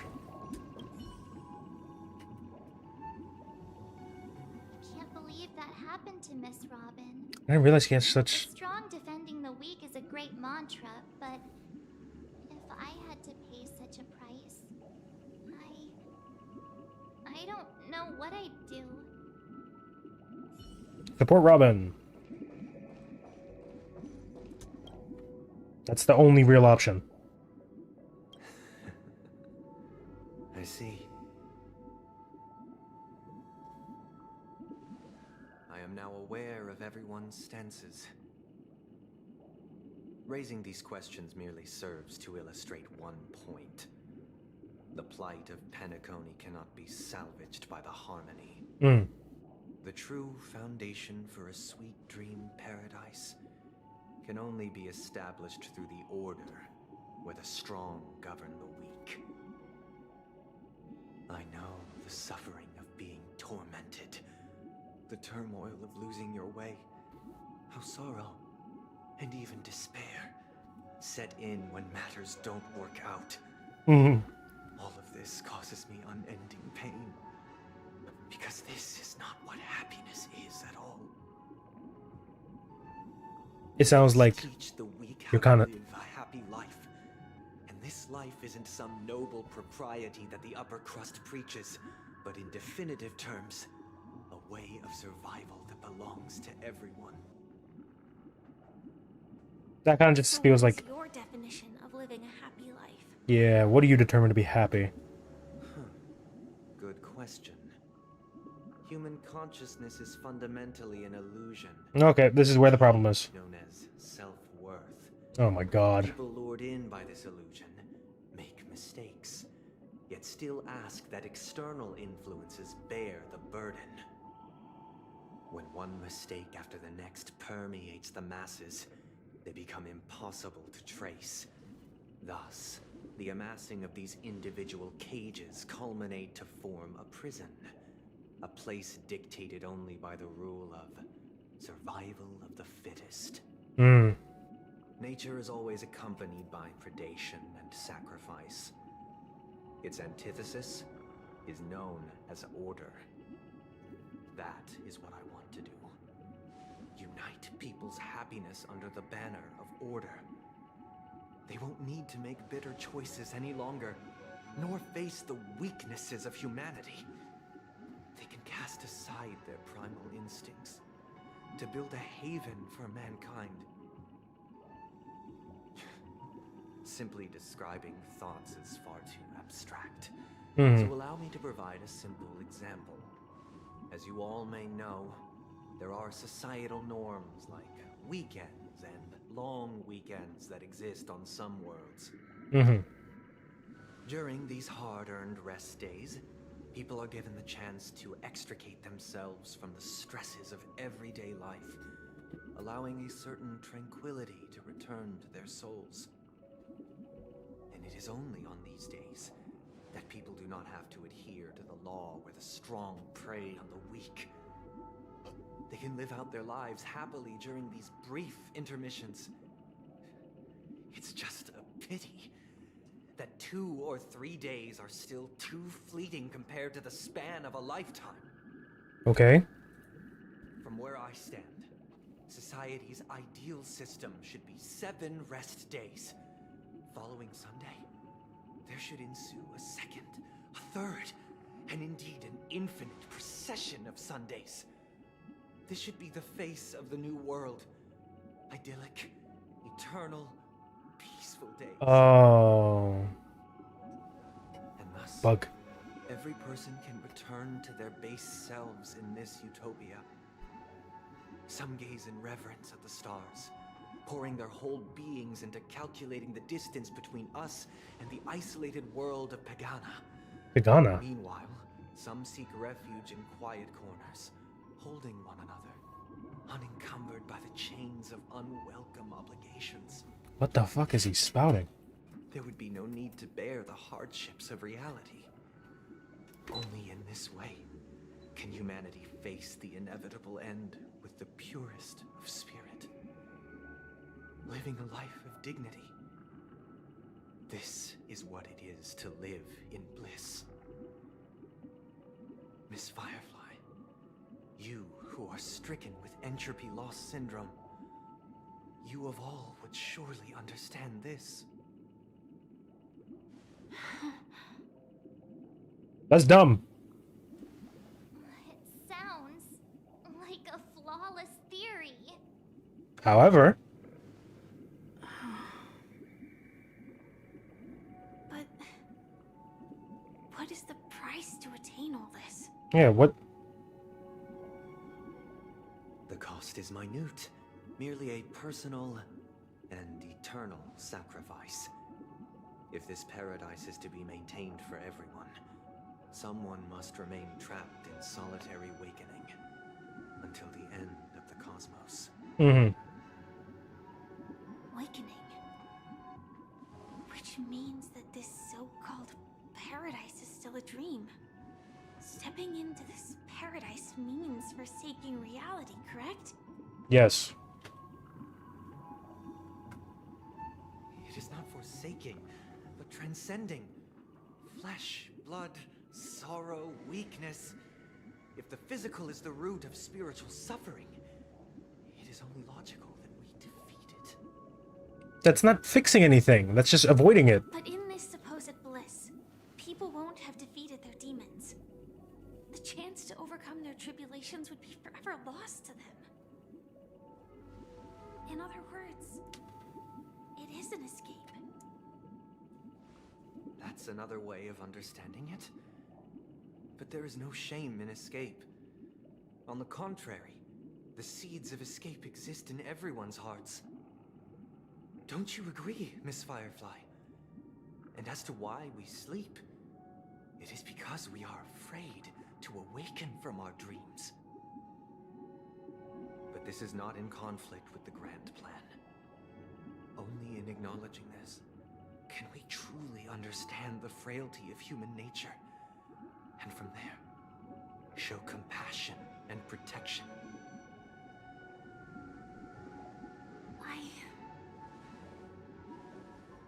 I admit that you are a born leader. Your perspective on humanity brims with pessimism. Yeah. Yet you express compassion for all. Even when your heart pities them. But unlike you, I live for the self. From my perspective, individuals making choices for themselves is their birthright. Exactly. The want to escape may be innate in the weak.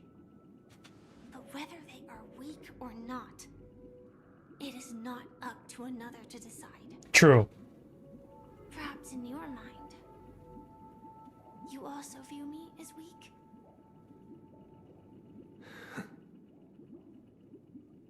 Because I don't think so.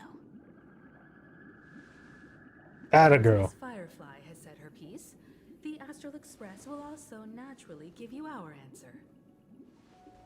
I think. We'll leave it to you. Just as Mr. McHale instructed before. Tell him our choice. Kick rocks. Kick rocks, stupid. What is this place? Okay, what? Does this place ring any bells? How many cutscenes? Oh my god. I've been trapped in cutscenes. Deja vu.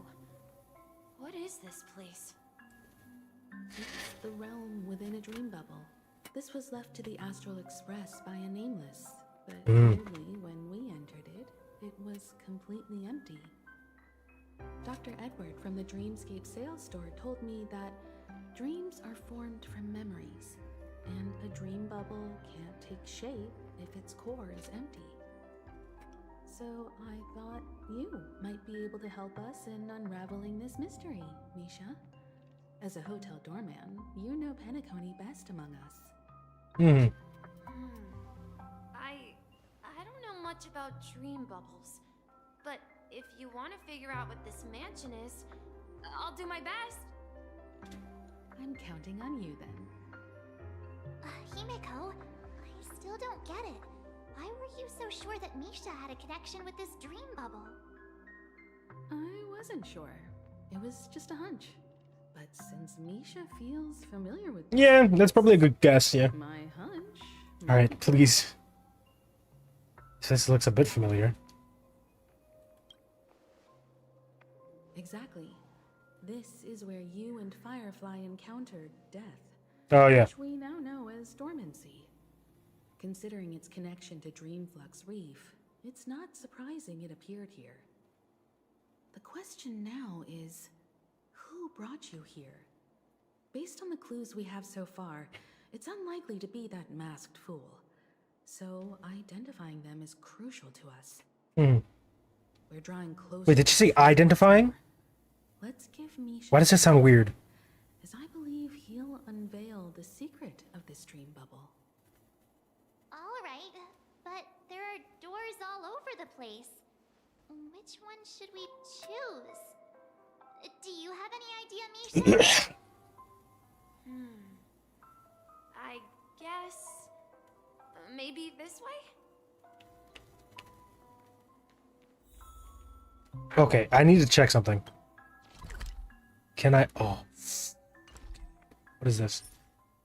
Stop this challenge and save your current. Select quit completely to exit challenge without save.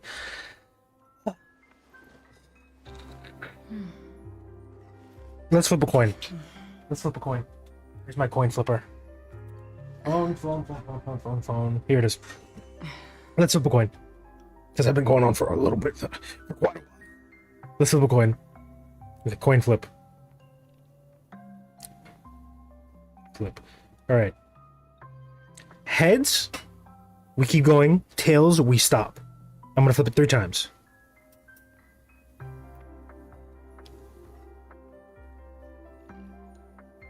Tails. And tails, we keep going. Alright. Oh god, I punched the monitor. I'm not entirely sure, but let's give it a try. Wait, you managed to choose the right door on your... Shit. Weird. This place is quite different from the hotel. But I feel like I've been here before, and even lived here for a while. If I remember correctly, there should be a fireplace down that hallway. Clocky and I used to sit by the fire, listening to the crackling of firewood. And the room on the other side was the toy room. I loved spreading out all the toys from the box on the floor and making up stories for each of them. It's crazy. Hold on. This doesn't make sense. Didn't I grow up in Dreamflux Reef? So, what is this place? This could be a case of amnesia. Don't worry, Misha. It's common for everyone to forget certain aspects of the past.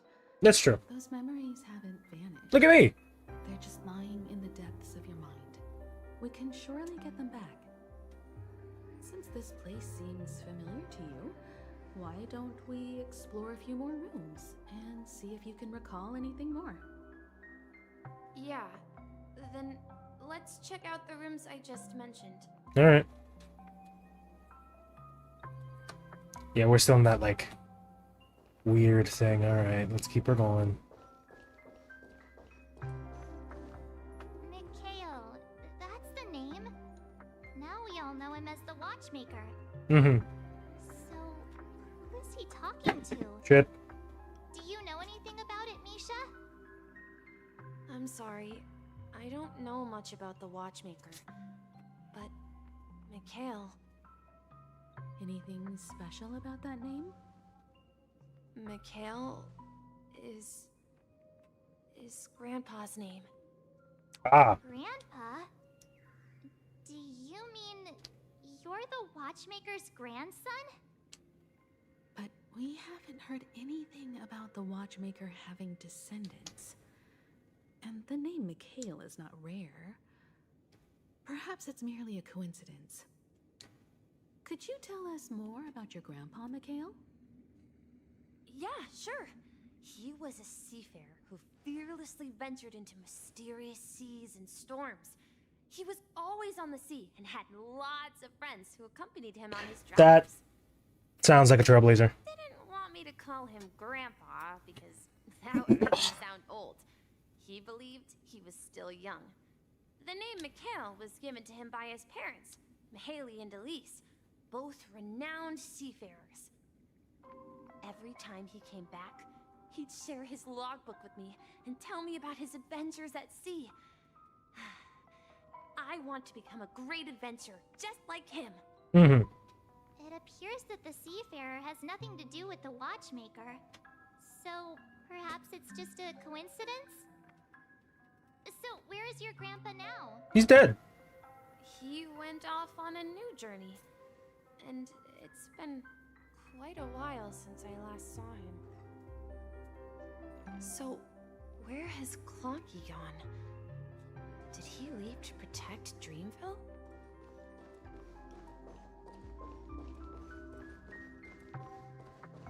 So, obviously the seafaring is a reference to...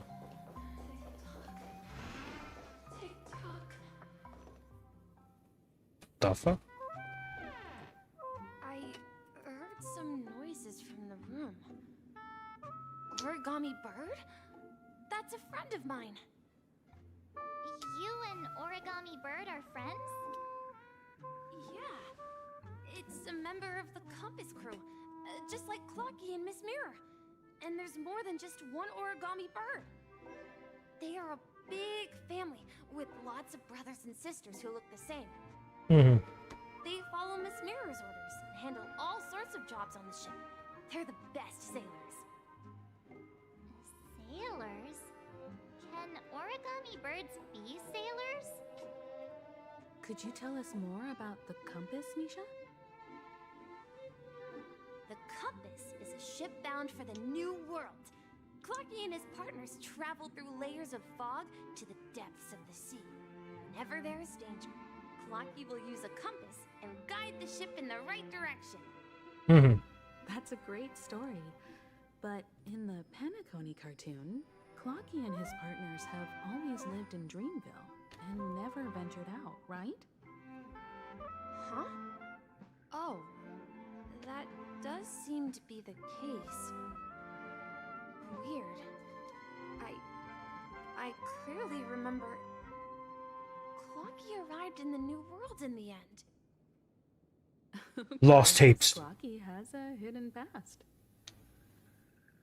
Maybe the... I think I hear the sound of water. You once mentioned there's a magnificent fountain up ahead. Yeah, there is a crazy fountain. Look, there it is. The water resembles a precious jewel, embedded in the dreams of all seafarers. Every time I gaze at the shimmering lights beneath the waves, it feels as though I'm back in this place, standing by your side. What does that mean? Have you recalled anything, Misha? Yeah, I saw these sentences in Grandpa's logbook.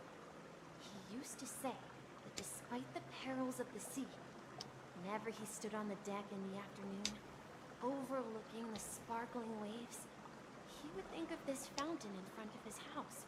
Hmm. He often said that those moments felt like returning to his family's side, and the difficulties at sea didn't seem quite as challenging. You know, I quite understand such sentiments. Don't sigh, you're gonna start getting gray hairs. Hey, don't tease. I was just being a bit sentimental. Sentimental gets you wrinkles. Perhaps every adventurer far from home carries a fountain within their soul. Even though the other side of the sea remains shrouded in the unknown, the fountain in front of his house serves as a compass, leading him back to his cherished ones. Yeah, while Grandpa was at home, we would stand by the fountain and place the compass, a toy boat that I made, into the pool. Back then, I would ask him when I could go on adventures like him, and he would always laugh and say I was still too young. How long ago was that? It seems this Mikhail is truly a seafarer and has nothing to do with the watchmaker. Yeah, based on Misha's recollections, the scenes in the dream bubble appear to be his childhood memories. But this raises more Misha, he was clearly born on an oceanic planet and led an ordinary life, with no connection to Penacony at all. Could this be some sort of metaphor? Perhaps the sea refers to the memory zone. Or the sea refers to. Sorry. I don't know, but my memories keep pouring out uncontrollably, like water flowing from a fountain. Perhaps I'll remember more things. Oh, he has a little ponytail. I didn't even realize that. That's cute. Might be a little too far away from this thing. Hold on. We're going to the opposite side, right? No, we should turn left here. Alright. Whatever you say, good boy. Huh? Something feels different about this place. I want to go too. This is it. I remember this corridor. I think is where I killed all those guys. Up ahead is Grandpa's study. It was in that room that I saw him the last time.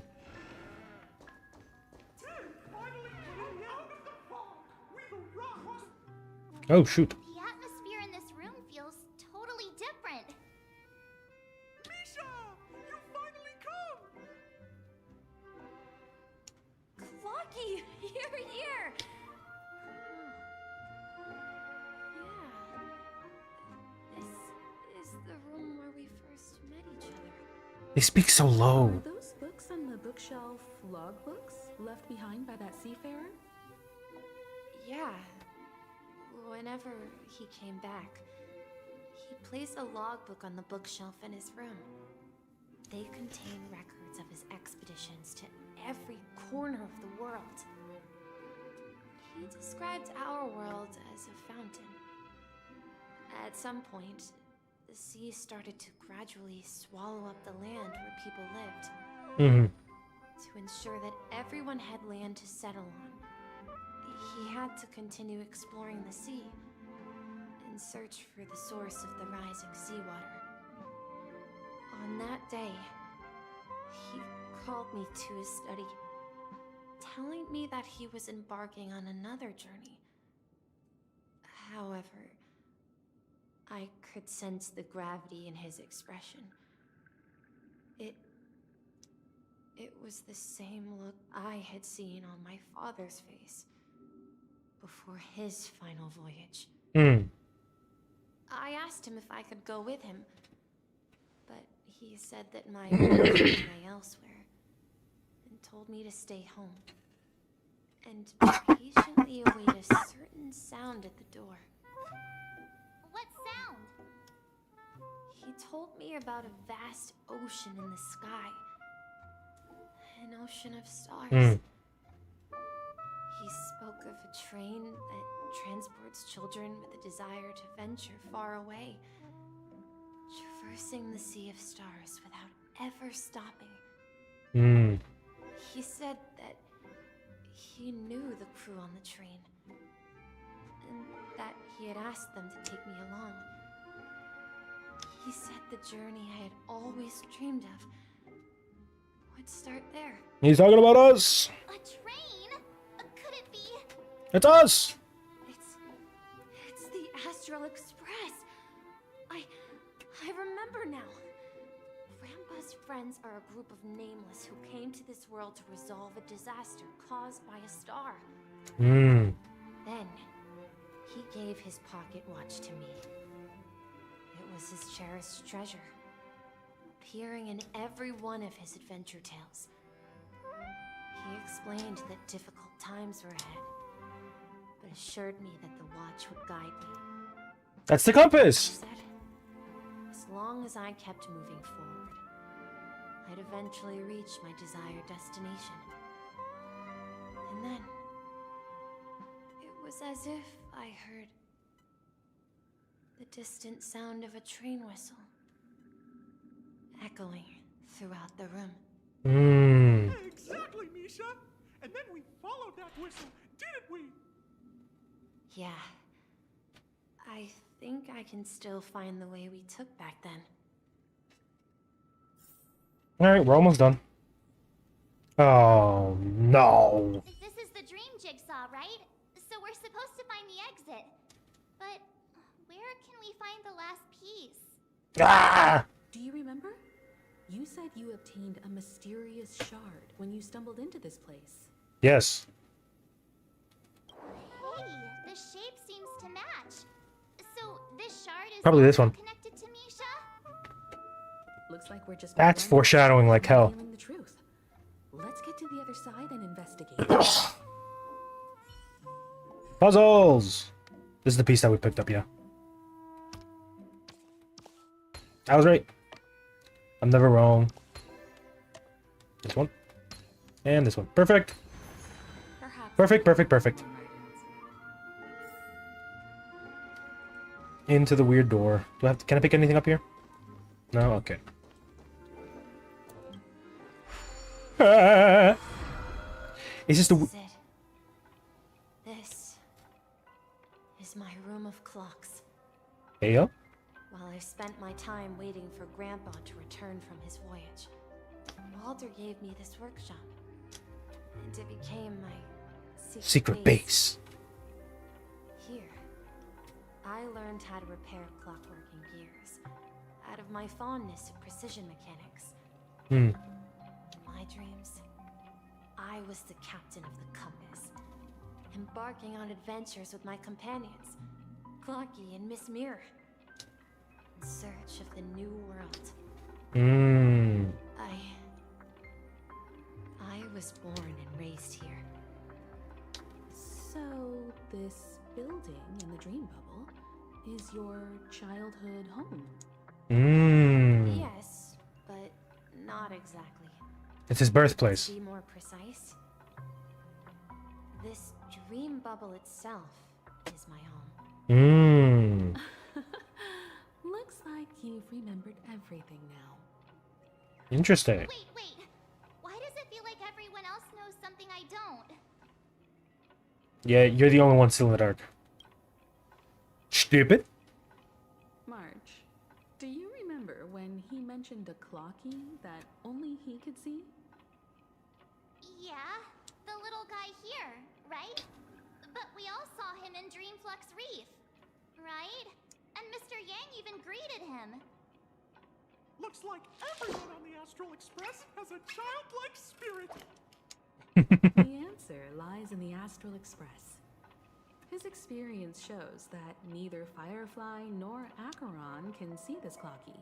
And when we were in Dreamflux Reef, you may have noticed that for some reason, nobody outside of the crew had ever talked with Clocky.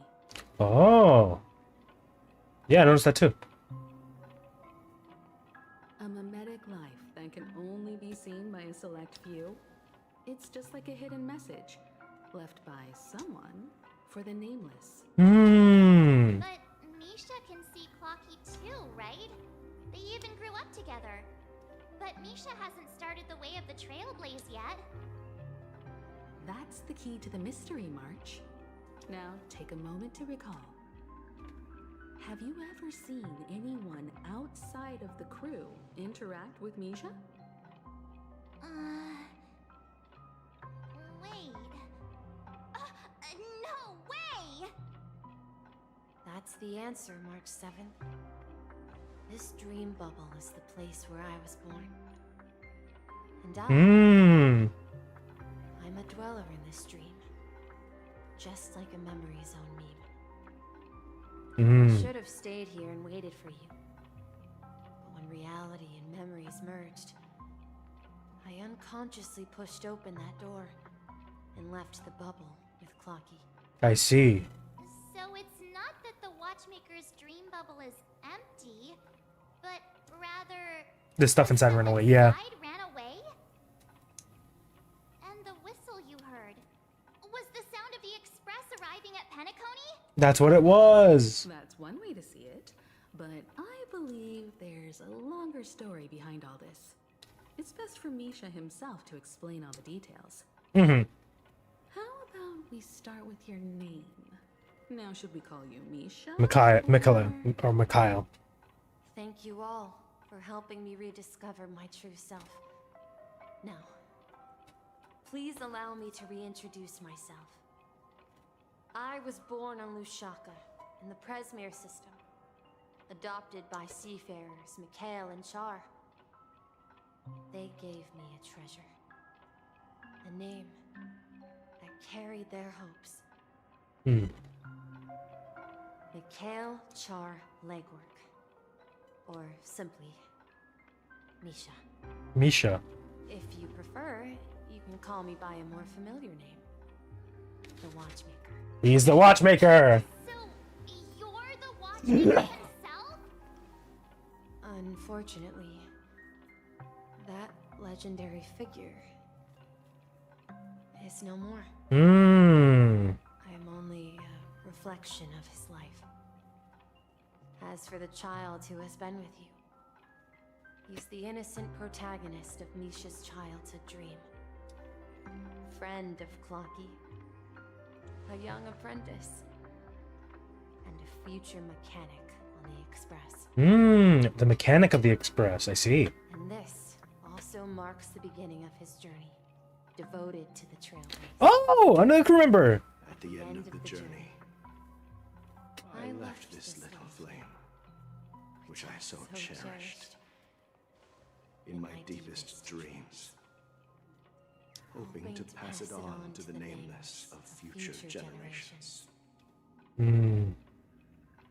However, he somehow left the dream bubble and forgot all about his task. I apologize for all the confusion this caused. I see. Because he was born with a desire to trailblaze, wasn't he? I don't think Misha has forgotten his role as a guide.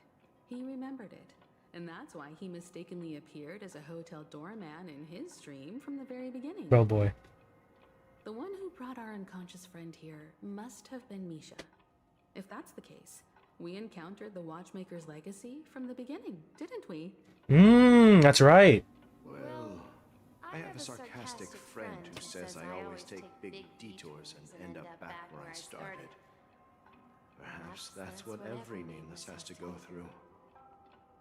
But in the end, you found me.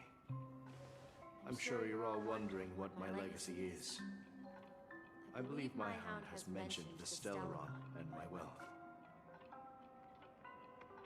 If I may apologize, the Stellaron part is real. As for And a baseless rumor. however, it's nothing more than a baseless rumor. That's really cool. I like that twist. I think I heard this already, but you know. My homeland as a child and embarked on the journey of trailblaze. I traveled to various planets until finally reaching Esdana, where my friends and I built the original Penacony and fought for its future ever since.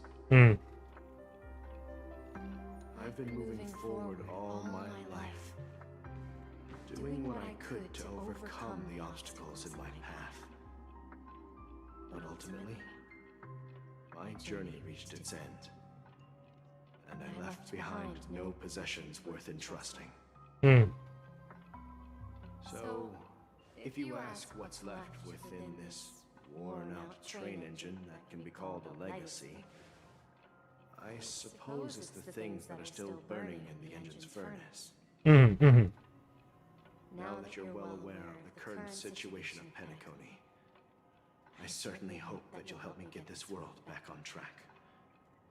But I'll leave that decision to you. For the path of trailblaze is never paved by others. Yippee! All I have for you is a story and 2 gifts. The hat? I want to give you my pocket watch. It has accompanied me throughout my long journey, guiding that naive child forward, and has been blessed with the presence of so many great people up to this day. And my hat, too. The one who navigated for me placed it on my head and planted a fanciful thought in my mind. The trailblazing expedition will never end. The hat! Give me the hat! It's time for you to make your choice. Once you've made up your mind, open that door and enter the long dream of an old man. I'll be waiting for you at the end of this corridor of time. All right, everyone. Let's make a decision. Although I don't think anyone will have any objections. Yeah, no. I'll choose the trailblaze. Of course. We've come this far. Surely there's no other option than moving forward. Yippee! In that case, it's unanimous. Then let's proceed together to the end of this dream and tell Mikhail our decision. Okay, I don't know how much longer we have. Ugh. Let's just keep going until we finish it.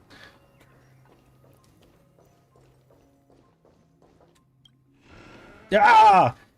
My eyes! It's Sunday. Mikhail, where are you going?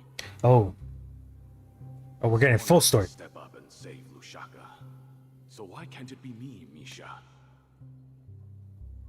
Please don't go. And if you must, please take me with you. Don't leave me alone. I see. Even without me, you know how We're getting the full context. Okay, I get it. Captain Misha. The compass is waiting for you. Haven't you always wanted to be a better adventurer than me? Now go, board that train and start your journey. Where are you going, Mikhail? I'm going to clean the floor in the parlor car. I've promised the conductor. Wait, first tell me, did you fix this watch? Yeah? I know what it looked like before.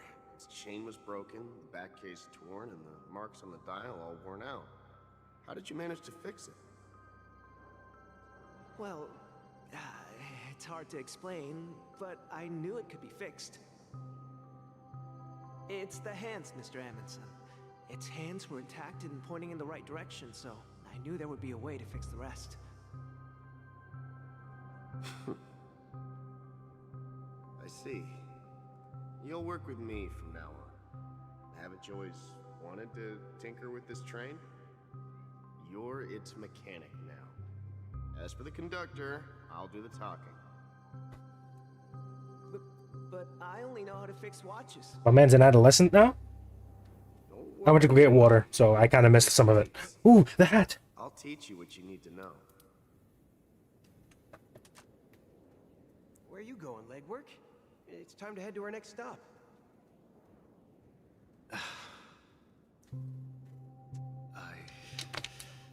I'm staying in Astana with Rosalina and Tiernan. I see. This place reminds you of home.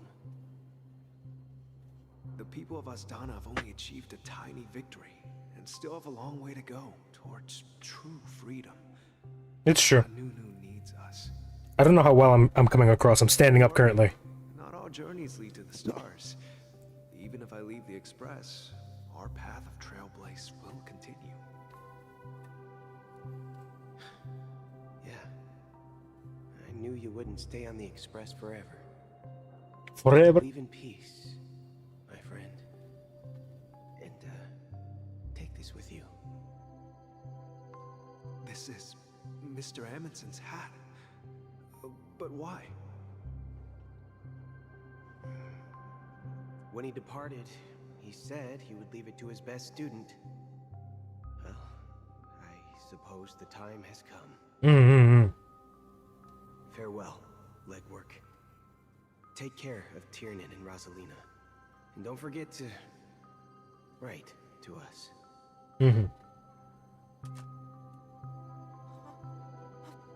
Where are you going, watchmaker? Don't worry, Micah. Just going on a little trip. Right.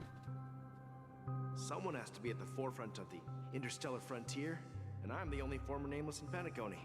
So why can't it be me? Because you're all we have. Have you forgotten about Tiernan? The cosmos is way more dangerous now. What will happen to Penacony if we lose you too? Mm-hmm. But what will happen to Penacony if we don't find a way out? It's true. Tiernan. How could I ever forget him? I've spent countless sleepless nights asking myself why I didn't go with him back then. We Nameless won't stop. Don't worry, Micah. It's just a matter of getting back to my old profession. Mm-hmm. Just wait for me to come back. What if, and it's a big if I don't come back in one piece, then you'll become the next Mm. But he did come back. Where are you going, old man? Oh, you're here. Mm. Answer my question. What are you up to? Relax, Gallagher. I just came up with a great idea. Wanna hear it? Oh, come on. Aren't all your ideas just ways to get yourself killed? I may be blunt here, but you're the last remaining hero in Penacony. If you die too, the secret of Stellaron will go to the grave with you. Mm-hmm. Yes, I'm afraid there's no way out in Penacony, so I'll have to consider alternatives beyond Asdana. Mm. We'll organize a festival using the Watchmaker's legacy as a facade and send invitations to the entire cosmos to gather people here. Mm. So,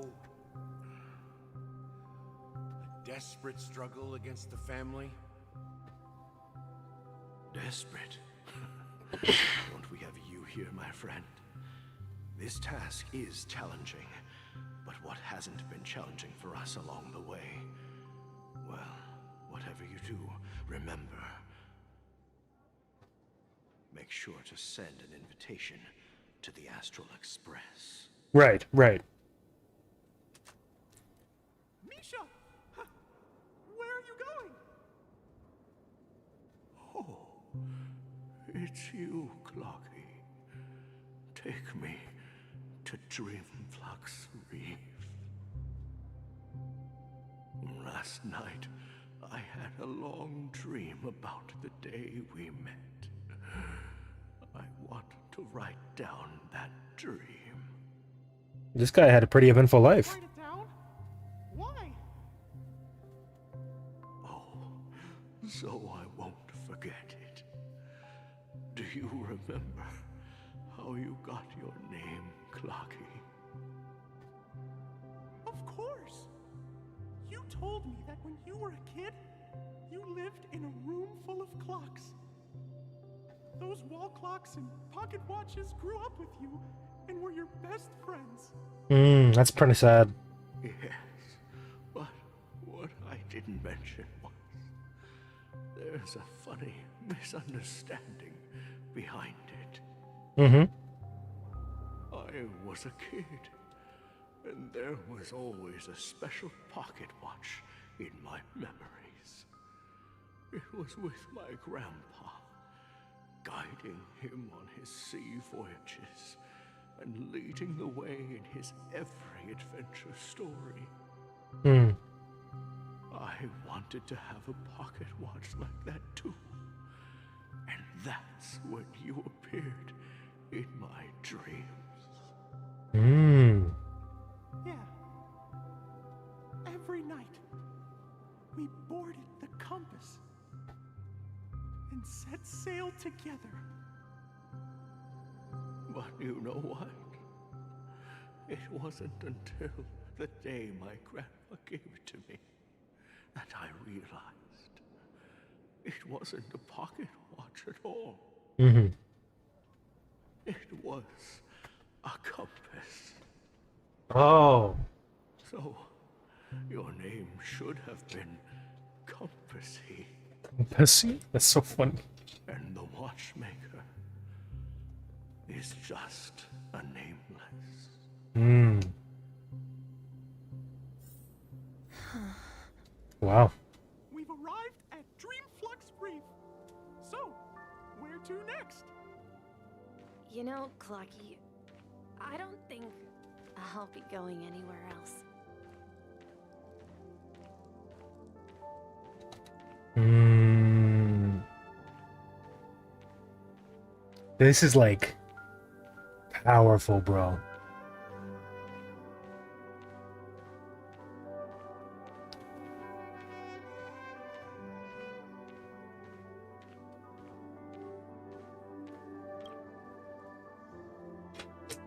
I've traveled far enough. It's time for a little break. Oh. So, we'll set out again. When you're rested? No, I'll stay here. And then, this is where it ends. Hmm. This is where it ends? What do you mean, Misha? You told me that the trailblazing expedition would never end. Yeah, that's what I said. So now, it's up to you to decide your next destination. Hmm. My next destination? What's that supposed to be? I've been following you. Misha? You're acting weird today. If you're feeling down, we can just do what we usually do. With the clockwork. Hmm. No, I'm not feeling down. As for clockwork, yeah, it resolves all problems in this dream.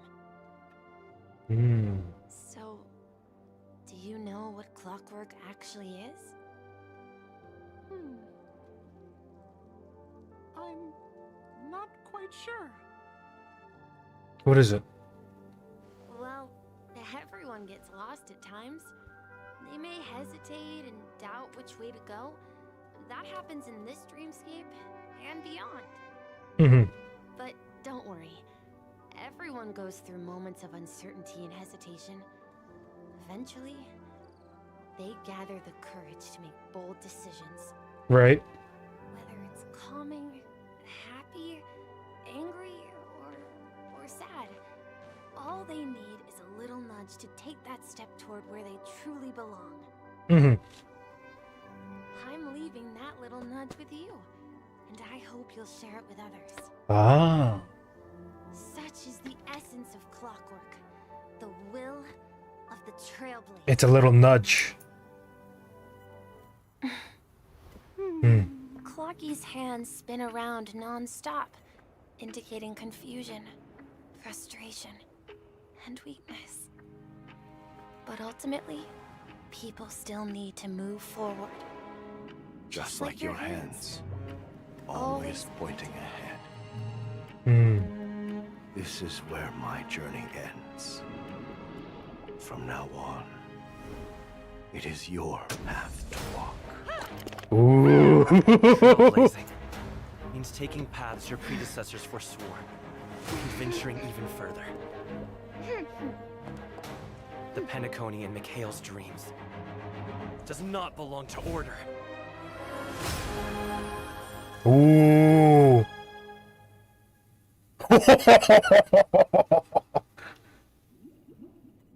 That was sick. I can't believe that Eon would cast a glance at Penacony at a time like this. Mm. Is it because of the resonance from the legacy of the Trailblaze?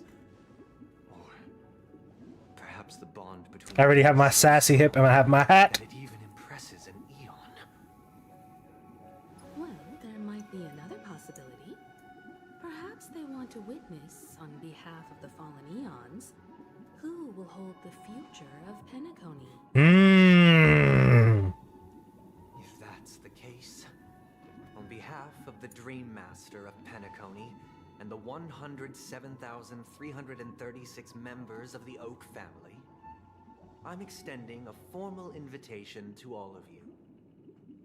I'm cordially inviting you all to the Penacony Grand Theater to participate in the upcoming Charmony Festival. And, of course, you won't be in the audience, but on center stage.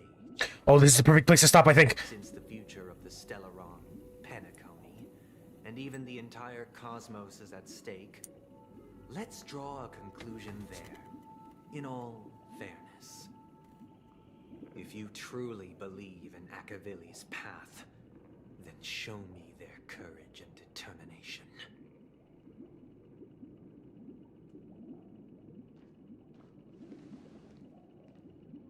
Can I just break his legs? I have a bat. Just... Okay. Let's do this. And like... Oh, okay. Okay. Perfect. Perfect, perfect, perfect. So, we did a lot. I don't know how long this stream has been, but we did a lot. And I think we're basically going to go to the final battle after this. But... Oh, wait. It'd be perfect. Oh, please. Is it this? 12. Okay. Let's end it with a summon on Firefly's... Right, I can do it? Oh, it's 16! Dang it! I was thinking about, what's it called? I was thinking about the Black Clover mobile game. Okay, never mind. But we covered a lot. We did this. Let me get out of this. Let me get out because... Jesus Christ, let me... Okay, let's go here. Let's get rid of this. Almost 4 hours. Oh, I still have the spoiler thing on. Let me get rid of that. All right. Almost 4 hours we've been going. That's a long time, but we covered a lot. We're basically going straight for the ending of basically the final boss of this part. And I'm really excited. I can't wait. So this time there will be a stream on Saturday. So, you know, get ready for that. That should encompass the entire boss fight and anything else after that. But once we kill the boss for real, I think that should be the end of the stream. But, you know, we're done. I'm going to do the generic YouTube thing. I don't know if streamers do this, but, you know, YouTube thing. Like, comment, share, whatever. I really appreciate anybody who comes in, even for like a minute or like a second, just to check out what's going on. I really appreciate that. Again, give comments and like recommendations that you have. If you do want me to do like the anime snippets in the beginning of these streams, that's like their own videos, you can tell me that. But apart from that, outro time, hold on. I'd like to bid you all a farewell.